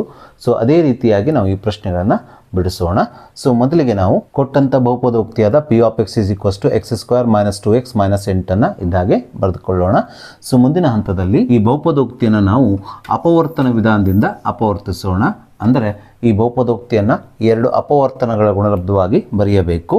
ಸೊ ಇಲ್ಲಿ ನಾವು 2 ಸಂಖ್ಯೆಗಳನ್ನು ಕಂಡುಹಿಡಿಯಬೇಕು. ಆ ಸಂಖ್ಯೆಗಳನ್ನು ಗುಣಿಸಿದಾಗ ಬರುವಂಥ ಗುಣಲಬ್ಧ -8 ಆಗಿರಬೇಕು. ಅದೇ ರೀತಿ ಯಾವ ಸಂಖ್ಯೆಗಳನ್ನು ಗುಣಿಸಿ ನೀವು -8 ತಂದಿರ್ತೀರಲ್ವ ಅದೇ ಸಂಖ್ಯೆಗಳನ್ನು ಕೂಡಿಸಿದಾಗ ಅಥವಾ ಕಳೆದಾಗ ಬರುವ ಮೊತ್ತ ಎಷ್ಟಾಗಿರ್ಬೇಕಂದ್ರೆ -2 ಆಗಿರಬೇಕು. ಆ ಸಂಖ್ಯೆಗಳೆಂದರೆ -4 ಮತ್ತು +2 ಆಗಿದೆ. ಯಾಕಂದರೆ -4 ಮತ್ತು +2 ಕೂಡಿಸಿದಾಗ ಬರುವ ಮೊತ್ತ -2 ಆಗಿದ್ದರೆ ಇದೇ ಸಂಖ್ಯೆಗಳನ್ನು ಗುಣಿಸಿದಾಗ ಬರುವ ಗುಣಲಬ್ಧ ಎಷ್ಟಾಗಿದೆ ಅಂದರೆ -+- 4 ಆಗುತ್ತದೆ. ಸೊ ಹೀಗೆ ನಾವು ಆ 2 ಸಂಖ್ಯೆಗಳನ್ನು ಕಂಡುಹಿಡಿದ ನಂತರ ನಾವೀಗ ಈ ಕೊಟ್ಟಂಥ ವರ್ಗ ಬಹುಪದೋಕ್ತಿಯನ್ನು 2 ಅಪವರ್ತನಗಳ ಗುಣಲಬ್ಧವಾಗಿ ಬರೆಯಬೇಕು. ಇಲ್ಲಿ ಮೊದಲನೇ ಅಪವರ್ತನದಲ್ಲಿ ಮೊದಲನೇ ಪದವನ್ನು ಈ ಬಹುಪದೋಕ್ತಿಯ ಚರಾಕ್ಷರ x ಆಗಿ ಬರೆದುಕೊಂಡ್ರೆ ಎರಡನೇ ಪದವನ್ನು ಇಲ್ಲಿರುವ ಸಂಖ್ಯೆ -4 ಆಗಿ ಬರೆದುಕೊಳ್ಳೋಣ. ಅದೇ ರೀತಿ ಎರಡನೇ ಅಪವರ್ತನದಲ್ಲಿ ಈ ಮೊದಲನೇ ಪದವನ್ನು ಚರಾಕ್ಷರ x ಆಗಿ ತೆಗೆದುಕೊಂಡ್ರೆ ಈ ಎರಡನೇ ಪದವನ್ನು ನಾವು ಇಲ್ಲಿರುವ ಎರಡನೇ ಸಂಖ್ಯೆ +2 ಆಗಿ ಬರೆದುಕೊಂಡಾಗ ಇದರ ಮುಂದಿನ ಹಂತವು P of x is equals to x - 4 into x + 2 ಆಗುತ್ತದೆ. ಸೊ ಹೀಗೆ ನಾವು ಕೊಟ್ಟಂಥ ಬಹುಪದೋಕ್ತಿಯನ್ನು ಅಪವರ್ತಿಸಿದ ನಂತರ ನಾವೀಗ ಪ್ರಶ್ನೆಯಲ್ಲಿ ಕೇಳಿರುವ ಈ ವರ್ಗ ಬಹುಪದೋಕ್ತಿಯ ಶೂನ್ಯತೆಗಳನ್ನು ಕಂಡುಹಿಡಿಯಬೇಕಾಗಿದ್ದರಿಂದ ಈ ವರ್ಗ ಬಹುಪದೋಕ್ತಿಯನ್ನು ನಾವೀಗ ಸಮೀಕರಣವಾಗಿ ಬರೆದುಕೊಳ್ಳಬೇಕು. ಅಂದರೆ P of x is equals to 0 ಆಗಿ ಒಂದು ಸಮೀಕರಣವನ್ನು ಮಾಡಿಕೊಳ್ಳಬೇಕು. So P of x is equals to 0 ಅಂದರೆ x - 4 into x + 2 is equals to 0 ಆಗುತ್ತದೆ. ನಾವೀಗ ಇವೆರಡು ಅಪವರ್ತನಗಳನ್ನು ಪ್ರತ್ಯೇಕವಾಗಿ 0ಗೆ ಈ ರೀತಿಯಾಗಿ ಸಮಗೊಳಿಸಿ ಈ ರೀತಿಯ 2 ಸಮೀಕರಣಗಳನ್ನು ಮಾಡಿಕೊಂಡಾಗ ಇದರ ಮುಂದಿನ ಹಂತವು x - 4 is equals to 0 ಅಥವಾ x + 2 is equals to 0 ಆಗುತ್ತದೆ. ನಾವೀಗ ಈ ಸಮೀಕರಣಗಳನ್ನು ಬಿಡಿಸೋಣ. -4ನ ಬಲಭಾಗಕ್ಕೆ ಸ್ಥಳಾಂತರಿಸಿದಾಗ +4 ಆಗುತ್ತದೆ. ಅದರಿಂದ ಇಲ್ಲಿ x ನ ಬೆಲೆಯು 4 ಆಗುತ್ತದೆ.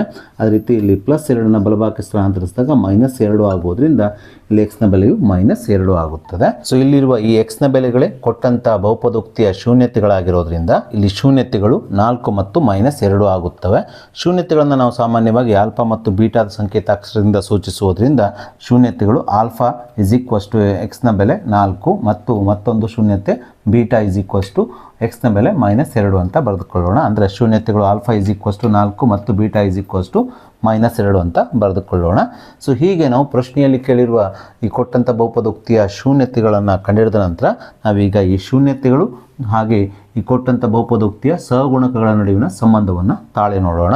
ಅದಕ್ಕಿಂತ ಪೂರ್ವದಲ್ಲಿ ನಾವು ಕೊಟ್ಟಂಥ ಬಹುಪದೋಕ್ತಿಯಲ್ಲಿರುವಂಥ x ವರ್ಗದ ಸಹಗುಣಕ a ನ ಬೆಲೆ, x ನ ಸಹಗುಣಕ b ನ ಬೆಲೆ ಹಾಗೂ ಸ್ಥಿರಾಂಕ c ನ ಬೆಲೆಯನ್ನು ಕಂಡುಹಿಡಿಯೋಣ.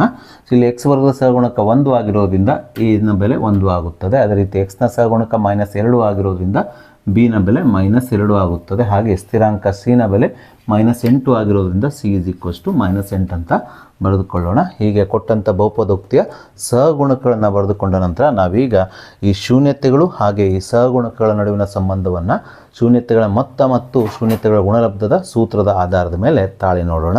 ಸೊ ವಿದ್ಯಾರ್ಥಿಗಳೇ, ನಿಮಗೆಲ್ಲ ತಿಳಿದ ಹಾಗೆ ಆಲ್ಫಾ ಮತ್ತು ಬೀಟಾಗಳು ಕೊಟ್ಟಂಥ ಬಹುಪದೋಕ್ತಿಯ ಶೂನ್ಯತೆಗಳಾಗಿದ್ದಾಗ ಶೂನ್ಯತೆಗಳ ಮೊತ್ತವನ್ನು ಕಂಡುಹಿಡಿಯುವ ಸೂತ್ರ alpha plus beta is equals to -b/a. ನಾವೀಗ ಈ ಸೂತ್ರದಲ್ಲಿ ಶೂನ್ಯತೆಗಳಾದ ಆಲ್ಫಾ ಮತ್ತು ಬೀಟಾದ ಬೆಲೆ ಹಾಗೂ ಸಹಗುಣಕಗಳ ಬೆಲೆ -2 ಮತ್ತು 1 ಆದೇಶಿಸಿ ಶೂನ್ಯತೆಗಳು ಹಾಗೂ ಸಹಗುಣಕಗಳ ನಡುವಿನ ಸಂಬಂಧವನ್ನು ತಾಳಿ ನೋಡೋಣ. ಆಲ್ಫಾದ ಬೆಲೆ 4 ಆದೇಶಿಸೋಣ. ಪ್ಲಸ್ ಬೀಟಾದ ಬೆಲೆ -2 ಆಗಿರೋದ್ರಿಂದ ಬೀಟಾದ ಸ್ಥಾನದಲ್ಲಿ -2 ಬ್ರಾಕೆಟ್ ಹಾಕ್ಕೊಂಡು ಬರೆದುಕೊಳ್ಳೋಣ. ಸೊ ಈಸ್ ಈಕ್ವಲ್ಸ್ ಟು ಮೈನಸನ್ನು ಇದ್ದ ಹಾಗೆ ಬರೆದುಕೊಳ್ಳೋಣ. ಬಿನ ಬೆಲೆ -2 ಆಗಿರೋದ್ರಿಂದ ಇಲ್ಲಿ ಬ್ರಾಕೆಟ್ ಹಾಕ್ಕೊಂಡು -2 ಅಂತ ಬರೆಯೋಣ, ಅಥವಾ ನೇರವಾಗಿ -2 ಅಂತ ಬರೀಬಹುದು. ಭಾಗಿಸು ಎನ ಬೆಲೆ 1 ಆಗಿರೋದ್ರಿಂದ ಛೇದದಲ್ಲಿ 1 ಅಂತ ಬರೆಯಬೇಕು. ಸೊ ಮುಂದಿನ ಹಂತದಲ್ಲಿ 4 ಇದ್ದ ಹಾಗೆ ಬರೆದುಕೊಳ್ಳೋಣ. ಪ್ಲಸ್ ಇಂಟು ಮೈನಸ್ 2 ಆಗುತ್ತದೆ. Is equals to minus into minus plus 2 ಆಗುತ್ತದೆ. ಭಾಗಿಸು ಛೇದದಲ್ಲಿರುವ 1 ಬರೆಯುವ ಅಗತ್ಯ ಇಲ್ಲ, ಹಾಗಾಗಿ ಬಲಭಾಗವು ಇಲ್ಲಿ 2 ಆಗುತ್ತದೆ. ಸೊ 4 - 2 ಅಂದರೆ 2 ಆಗುವುದರಿಂದ ಇಲ್ಲಿ ಎಡಭಾಗವೂ ಸಹ 2 ಆಗುತ್ತದೆ. ಹೀಗೆ ಶೂನ್ಯತೆಗಳ ಮೊತ್ತ ಆಲ್ಫಾ ಪ್ಲಸ್ ಬೀಟಾದ ಬೆಲೆ 2 ಬಂದಿದ್ದರೆ ಸಹಗುಣಕಗಳ ಅನುಪಾತದ ಬೆಲೆಯೂ ಸಹ 2 ಬಂದಿದೆ. ಸೊ ಹಾಗಾಗಿ ಇಲ್ಲಿ ಸ್ಪಷ್ಟವಾಗಿ ಶೂನ್ಯತೆಗಳು ಹಾಗೂ ಸಹಗುಣಕಗಳ ನಡುವಿನ ಸಂಬಂಧ ಏನಾಗಿದೆ ಅಂದರೆ ತಾಳೆ ಹೊಂದಿದೆ. ಸೊ ಹೀಗೆ ನಾವು ಶೂನ್ಯತೆಗಳ ಮೊತ್ತದ ಸೂತ್ರವನ್ನು ಬಳಸಿಕೊಂಡು ಶೂನ್ಯತೆಗಳು ಹಾಗೂ ಸಹಗುಣಕಗಳ ನಡುವಿನ ಸಂಬಂಧವನ್ನು ತಾಳೆ ನೋಡಿದ ನಂತರ ಶೂನ್ಯತೆಗಳ ಗುಣಲಬ್ಧದ ಸೂತ್ರವನ್ನು ಬಳಸಿಕೊಂಡು ಶೂನ್ಯತೆಗಳು ಹಾಗೂ ಸಹಗುಣಕಗಳ ನಡುವಿನ ಸಂಬಂಧವನ್ನು ತಾಳೆ ನೋಡೋಣ. ಶೂನ್ಯತೆಗಳ ಗುಣಲಬ್ಧದ ಸೂತ್ರವು alpha into beta is equals to c/a ಆಗಿದೆ. ನಾವೀಗ ಈ ಸೂತ್ರದಲ್ಲಿ ಶೂನ್ಯತೆಗಳಾದ ಆಲ್ಫಾ ಮತ್ತು ಬೀಟಾದ ಬೆಲೆ ಹಾಗೂ ಸಹಗುಣಕಗಳಾದ ಸಿ ಮತ್ತು ಎನ ಬೆಲೆಗಳನ್ನು ಆದೇಶಿಸೋಣ. ಸೊ ಇಲ್ಲಿ ಆಲ್ಫಾದ ಬೆಲೆ 4 ಆಗಿರೋದ್ರಿಂದ ಆಲ್ಫಾದ ಸ್ಥಾನದಲ್ಲಿ 4 ಬರೆದುಕೊಳ್ಳೋಣ. ಇಂಟು ಬೀಟಾದ ಬೆಲೆ -2 ಆಗಿದೆ, ಬ್ರ್ಯಾಕೆಟ್ನಲ್ಲಿ -2 ಅಂತ ಬರೆದುಕೊಳ್ಳೋಣ. ಈಸ್ ಈಕ್ವಲ್ಸ್ ಟು ಸಿನ ಬೆಲೆ -8, ಇದನ್ನು ನೇರವಾಗಿ ಬರೆಯೋಣ. ಭಾಗಿಸು ಎನ ಬೆಲೆ 1 ಆಗಿದೆ. ಸೊ ಛೇದದಲ್ಲಿ ಎನ ಸ್ಥಾನದಲ್ಲಿ 1 ಬರೆದುಕೊಳ್ಳೋಣ.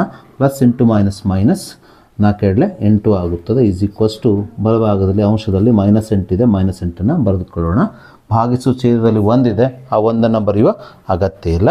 ಇಲ್ಲಿ ಸ್ಪಷ್ಟವಾಗಿ ಕಾಣಬಹುದು ಎಡಭಾಗದ ಬೆಲೆ -8 ಬಂದಿದೆ, ಅದೇ ರೀತಿ ಬಲಭಾಗದ ಬೆಲೆಯೂ -8 ಬಂದಿರೋದ್ರಿಂದ ಆಲ್ಫಾ ಬೀಟಾದ ಬೆಲೆಯು ಆಲ್ಫಾ ಇಂಟು ಬೀಟಾ ಅಂದರೆ ಶೂನ್ಯತೆಗಳ ಗುಣಲಬ್ಧದ ಬೆಲೆ ಎಷ್ಟು ಬಂದಿದೆಯಲ್ಲ ಅಷ್ಟೇ ಸಹಗುಣಕಗಳ ಅನುಪಾತದ ಬೆಲೆಯೂ ಬಂದಿದೆ. ಅಂದರೆ ಇಲ್ಲಿ ಸ್ಪಷ್ಟವಾಗಿ ಶೂನ್ಯತೆಗಳು ಹಾಗೂ ಸಹಗುಣಕಗಳ ನಡುವಿನ ಸಂಬಂಧ ಏನಾಗಿದೆ ಅಂದರೆ ಸರಿ ಹೊಂದಿದೆ. ಸೊ ಈ ರೀತಿಯಾಗಿ ಈ ಪ್ರಶ್ನೆಯನ್ನು ಅತ್ಯಂತ ಸುಲಭವಾಗಿ ಬಿಡಿಸಿ 3 ಅಂಕಗಳನ್ನು ಪಡೆಯಬಹುದು. ಸೊ ಹಾಗೆ ನಾವೀಗ LBA ನೋಟ್ಸಲ್ಲಿರುವಂಥ 3 ಮಾರ್ಕ್ಸಿನ 2ನೇ ಪ್ರಶ್ನೆಯನ್ನು ತೆಗೆದುಕೊಳ್ಳೋಣ. ಈ ಪ್ರಶ್ನೆಯೂ ಸಹ ಹಿಂದಿನ ಪ್ರಶ್ನೆಯ ರೀತಿಯಲ್ಲೇ ಇದೆ, ಹಾಗಾಗಿ ಈ ಪ್ರಶ್ನೆಯನ್ನು ನಾವು ಹಿಂದಿನ ಪ್ರಶ್ನೆಯ ರೀತಿಯಲ್ಲೇ ಬಿಡಿಸೋಣ.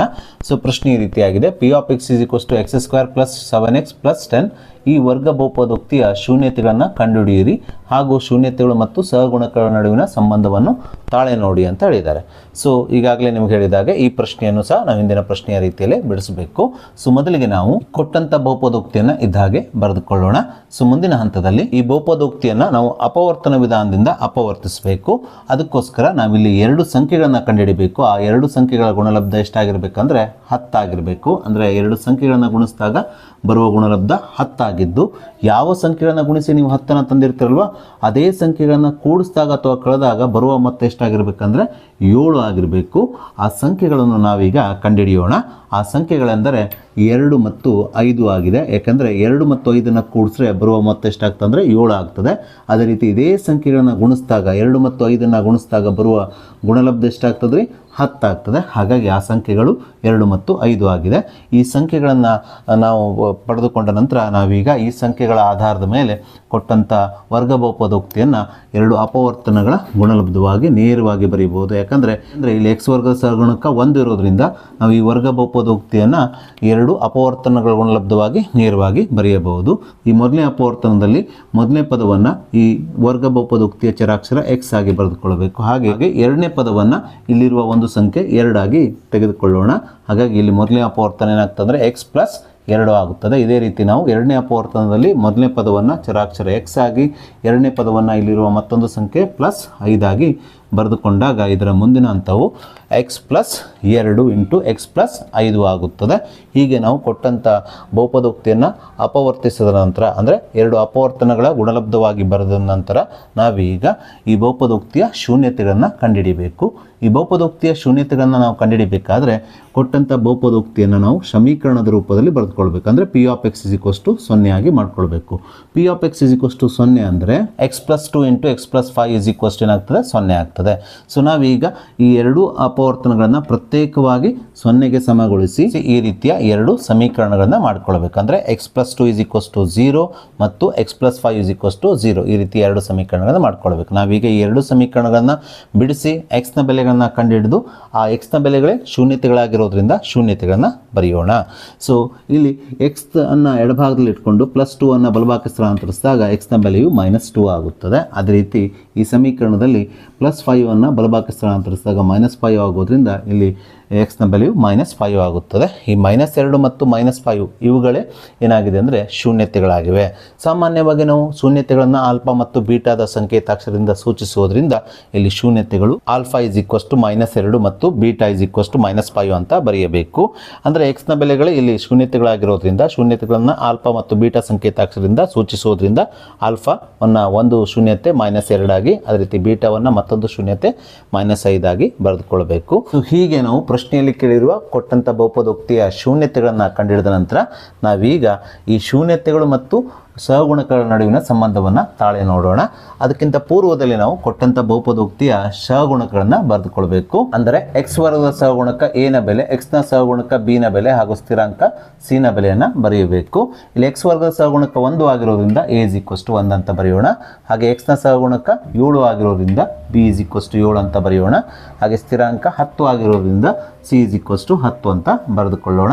ಹೀಗೆ ನಾವು ಈ ಕೊಟ್ಟಂಥ ಬಹುಪದೋಕ್ತಿಯ ಸಹಗುಣಕಗಳನ್ನು ಬರೆದುಕೊಂಡ ನಂತರ ನಾವೀಗ ಶೂನ್ಯತೆಗಳ ಮೊತ್ತ ಹಾಗೂ ಶೂನ್ಯತೆಗಳ ಗುಣಲಬ್ಧದ ಸೂತ್ರದ ಆಧಾರದ ಮೇಲೆ ಈ ಬಹುಪದೋಕ್ತಿಯ ಶೂನ್ಯತೆಗಳು ಹಾಗೂ ಈ ಬಹುಪದೋಕ್ತಿಯ ಸಹಗುಣಕಗಳ ನಡುವಿನ ಸಂಬಂಧವನ್ನು ತಾಳೆ ನೋಡೋಣ. ಮೊದಲಿಗೆ ನಾವು ಶೂನ್ಯತೆಗಳ ಮೊತ್ತದ ಸೂತ್ರವನ್ನು ಬಳಸಿಕೊಂಡು ಶೂನ್ಯತೆಗಳು ಹಾಗೂ ಸಹಗುಣಕಗಳ ನಡುವಿನ ಸಂಬಂಧವನ್ನು ತಾಳೆ ನೋಡೋಣ. ಅದಕ್ಕೋಸ್ಕರ ನಾನಿಲ್ಲಿ ಶೂನ್ಯತೆಗಳ ಮೊತ್ತವನ್ನು ಕಂಡುಹಿಡಿಯುವ ಸೂತ್ರ alpha plus beta is equals to -b ಭಾಗಿಸು ಈ ಸೂತ್ರವನ್ನು ಬರೆದುಕೊಂಡಿದ್ದೇನೆ. ಈ ಸೂತ್ರದಲ್ಲಿ ನಾನೀಗ ಶೂನ್ಯತೆಗಳಾದ ಆಲ್ಫಾ ಮತ್ತು ಬೀಟಾದ ಬೆಲೆ ಹಾಗೆ ಸಹಗುಣಕಗಳಾದ ಬಿ ಮತ್ತು ಎ ನ ಬೆಲೆಗಳನ್ನು ಆದೇಶಿಸಿ ಶೂನ್ಯತೆಗಳು ಹಾಗೂ ಸಹಗುಣಕಗಳ ನಡುವಿನ ಸಂಬಂಧವನ್ನು ತಾಳೆ ನೋಡ್ತೇನೆ. ಸೊ ಆಲ್ಫಾದ ಬೆಲೆ -2 ಆಗಿರೋದ್ರಿಂದ ಆಲ್ಫಾದ ಸ್ಥಾನದಲ್ಲಿ -2 ಅನ್ನು ಬರೆದುಕೊಳ್ಳೋಣ.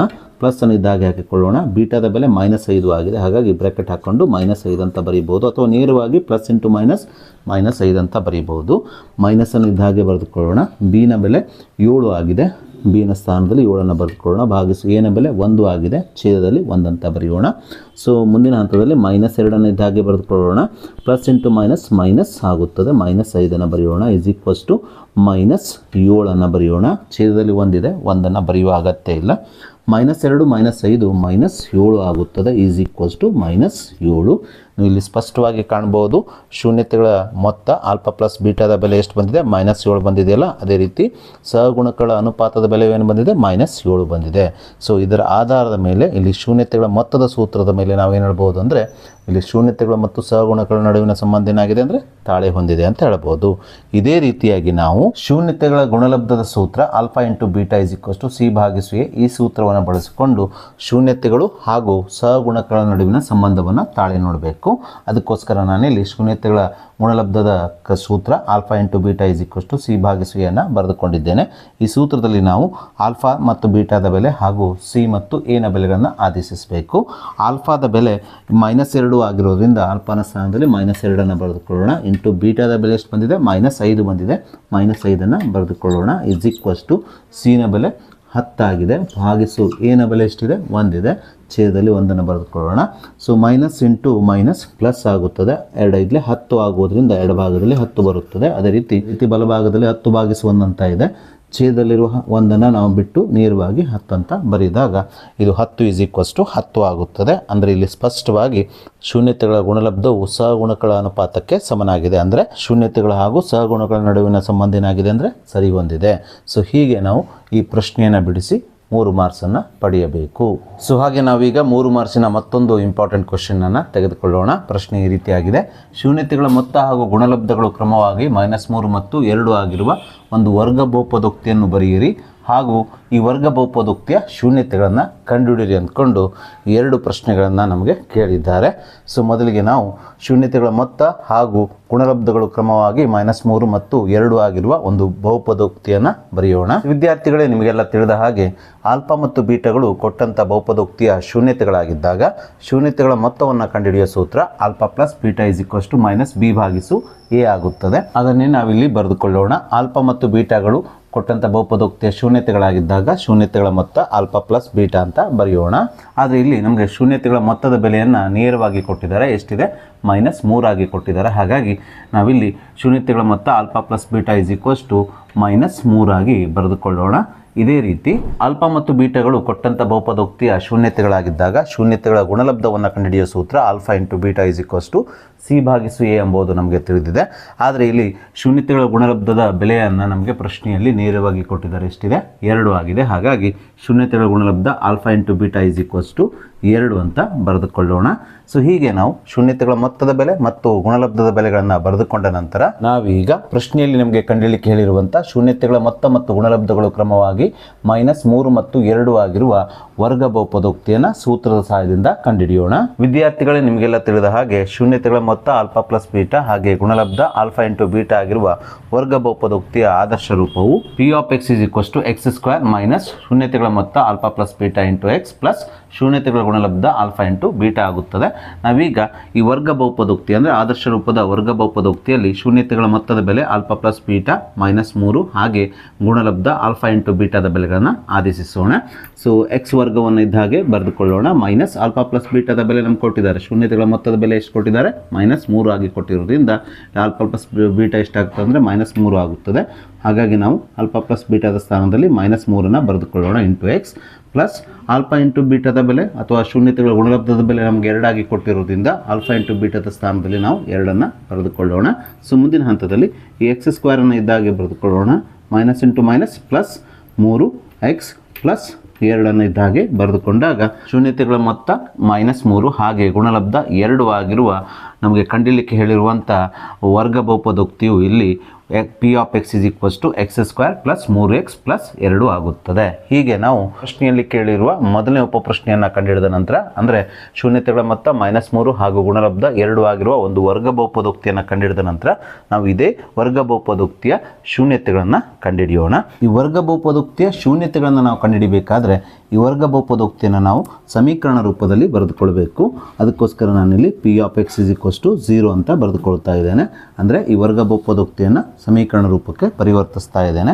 ಸೊ p(x) 0 ಅಂದರೆ x² ಪ್ಲಸ್ 3x ಪ್ಲಸ್ 2 ಏನಾಗ್ತದೆ? 0 ಆಗ್ತದೆ. ನಾವೀಗ ಈ ವರ್ಗ ಸಮೀಕರಣವನ್ನು ಅಪವರ್ತನ ವಿಧಾನದಿಂದ ಅಪವರ್ತಿಸೋಣ.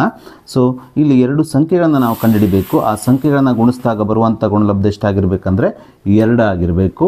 ಯಾವ ಸಂಖ್ಯೆಗಳನ್ನು ಗುಣಿಸಿ ನೀವು 2 ತಂದಿರ್ತಾರಲ್ವ ಅದೇ ಸಂಖ್ಯೆಗಳನ್ನು ಕೂಡಿಸಿ ಅಥವಾ ಕಳೆದಾಗ ಬರುವ ಉತ್ತರ ಎಷ್ಟಾಗಿರಬೇಕಂದ್ರೆ 3 ಆಗಿರಬೇಕು. ಆ ಸಂಖ್ಯೆಗಳೆಂದರೆ 1 ಮತ್ತು 2 ಆಗಿದೆ. ಯಾಕಂದರೆ 1 + 2 3 ಆದರೆ 1 × 2 ಏನಾಗ್ತದೆ ಅಂದರೆ 2 ಆಗ್ತದೆ. ಸೊ ಹೀಗೆ ಆ ಸಂಖ್ಯೆಗಳನ್ನು ತಿಳಿದುಕೊಂಡ ನಂತರ ನಾವೀಗ ಈ ವರ್ಗ ಸಮೀಕರಣವನ್ನು 2 ಅಪವರ್ತನಗಳ ಗುಣಲಬ್ಧವಾಗಿ ನೇರವಾಗಿ ಬರೆಯಬಹುದು. ಯಾಕಂದರೆ ಇಲ್ಲಿ x ವರ್ಗದ ಸಹಗುಣಕ ಏನಿದೆ? 1 ಇದೆ. ಸೊ x ವರ್ಗದ ಸಹಗುಣಕ 1 ಇದ್ದಾಗ ನೇರವಾಗಿ ಈ ವರ್ಗ ಸಮೀಕರಣವನ್ನು ಈ 2 ಅಪವರ್ತನಗಳ ಗುಣಲಬ್ಧವಾಗಿ ಈ ರೀತಿಯಾಗಿ ಬರೆಯಬಹುದು. ಈ ಮೊದಲನೇ ಅಪವರ್ತನದಲ್ಲಿ ಮೊದಲನೇ ಪದವನ್ನು ಚರಾಕ್ಷರ x ಆಗಿ ಎರಡನೇ ಪದವನ್ನು ಇಲ್ಲಿರುವ ಒಂದು ಸಂಖ್ಯೆ 1 ಆಗಿ ತೆಗೆದುಕೊಳ್ಳೋಣ, ಪ್ಲಸ್ 1 ಆಗಿ ಬರೆಯೋಣ. ಹಾಗಾಗಿ ಇದರ ಮೊದಲನೇ ಅಪವರ್ತನ x ಪ್ಲಸ್ 1 ಆಗುತ್ತದೆ. ಎರಡನೇ ಅಪವರ್ತನದಲ್ಲಿ ಮೊದಲನೇ ಪದ ಇಲ್ಲಿರುವ ಚರಾಕ್ಷರ x ಆಗಿ ತೆಗೆದುಕೊಳ್ಳೋಣ. ಹಾಗೆ ಎರಡನೇ ಪದವನ್ನು ಇಲ್ಲಿರುವ ಎರಡನೇ ಸಂಖ್ಯೆ ಪ್ಲಸ್ 2 ಆಗಿ ತೆಗೆದುಕೊಂಡಾಗ ಇದರ ಅಪವರ್ತಿಸಿದ ರೂಪವು x plus 1 into x plus 2 ಆಗುತ್ತದೆ =0. ನಾವೀಗ ಈ 2 ಅಪವರ್ತನಗಳನ್ನು ಪ್ರತ್ಯೇಕವಾಗಿ 0ಗೆ ಸಮಗೊಳಿಸಿ ಈ ರೀತಿಯಾಗಿ 2 ಸಮೀಕರಣಗಳನ್ನು ಮಾಡಿಕೊಳ್ಳಬೇಕು. ಹೀಗೆ ಮಾಡಿಕೊಂಡಾಗ ಇದರ ಮುಂದಿನ ಹಂತವು x ಪ್ಲಸ್ 1 0, x ಪ್ಲಸ್ 2 0 ಆಗುತ್ತದೆ. ನಾವೀಗ ಈ 2 ಸಮೀಕರಣಗಳನ್ನು ಬಿಡಿಸಿ x ನ ಬೆಲೆಗಳನ್ನು ಕಂಡುಹಿಡಿಯೋಣ.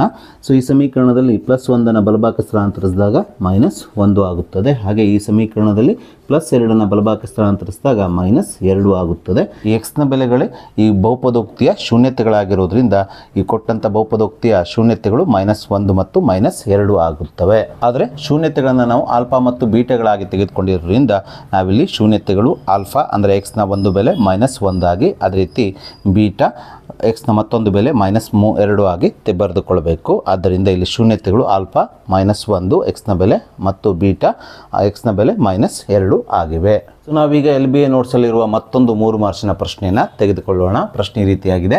ಶೂನ್ಯತೆಗಳ ಮೊತ್ತ ಹಾಗೂ ಗುಣಲಬ್ಧಗಳು ಕ್ರಮವಾಗಿ 7 ಮತ್ತು 12 ಆಗಿರುವ ಒಂದು ವರ್ಗ ಬಹುಪದೋಕ್ತಿಯನ್ನು ಬರೆಯಿರಿ ಹಾಗೂ ಈ ವರ್ಗ ಬಹುಪದೋಕ್ತಿಯ ಶೂನ್ಯತೆಗಳನ್ನು ಕಂಡುಹಿಡಿಯಿರಿ ಅಂತ ಹೇಳಿದ್ದಾರೆ. ಈ ಪ್ರಶ್ನೆಯು ಸಹ ಹಿಂದಿನ ಪ್ರಶ್ನೆಯ ರೀತಿಯಲ್ಲೇ ಇದೆ. ಸೊ ಹಿಂದಿನ ಪ್ರಶ್ನೆಯನ್ನು ಬಿಡಿಸಿದ ರೀತಿಯಲ್ಲೇ ನಾವು ಈ ಪ್ರಶ್ನೆಯನ್ನು ಬಿಡಿಸಬೇಕು.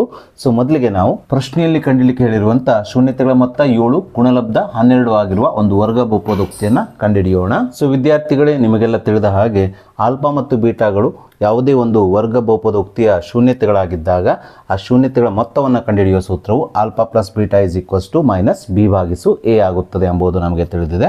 ಸೊ ಅದನ್ನೇ ನಾವಿಲ್ಲಿ ಬರೆದುಕೊಳ್ಳೋಣ. ಆಲ್ಫಾ ಮತ್ತು ಬೀಟಾಗಳು ಶೂನ್ಯತೆಗಳಾಗಿದ್ದಾಗ ಶೂನ್ಯತೆಗಳ ಮೊತ್ತ ಆಲ್ಫಾ ಪ್ಲಸ್ ಬೀಟಾ ನಮಗೆ ಶೂನ್ಯತೆಗಳ ಮೊತ್ತದ ಬೆಲೆಯನ್ನು ಕೊಟ್ಟಿರೋದ್ರಿಂದ ಶೂನ್ಯತೆಗಳ ಮೊತ್ತವನ್ನು ನಮಗೆ 7 ಆಗಿ ಕೊಟ್ಟಿರೋದ್ರಿಂದ ಆಲ್ಫಾ ಪ್ಲಸ್ ಬೀಟಾ ಶೂನ್ಯತೆಗಳ ಮೊತ್ತ 7 ಅಂತ ಬರೆದುಕೊಳ್ಳೋಣ.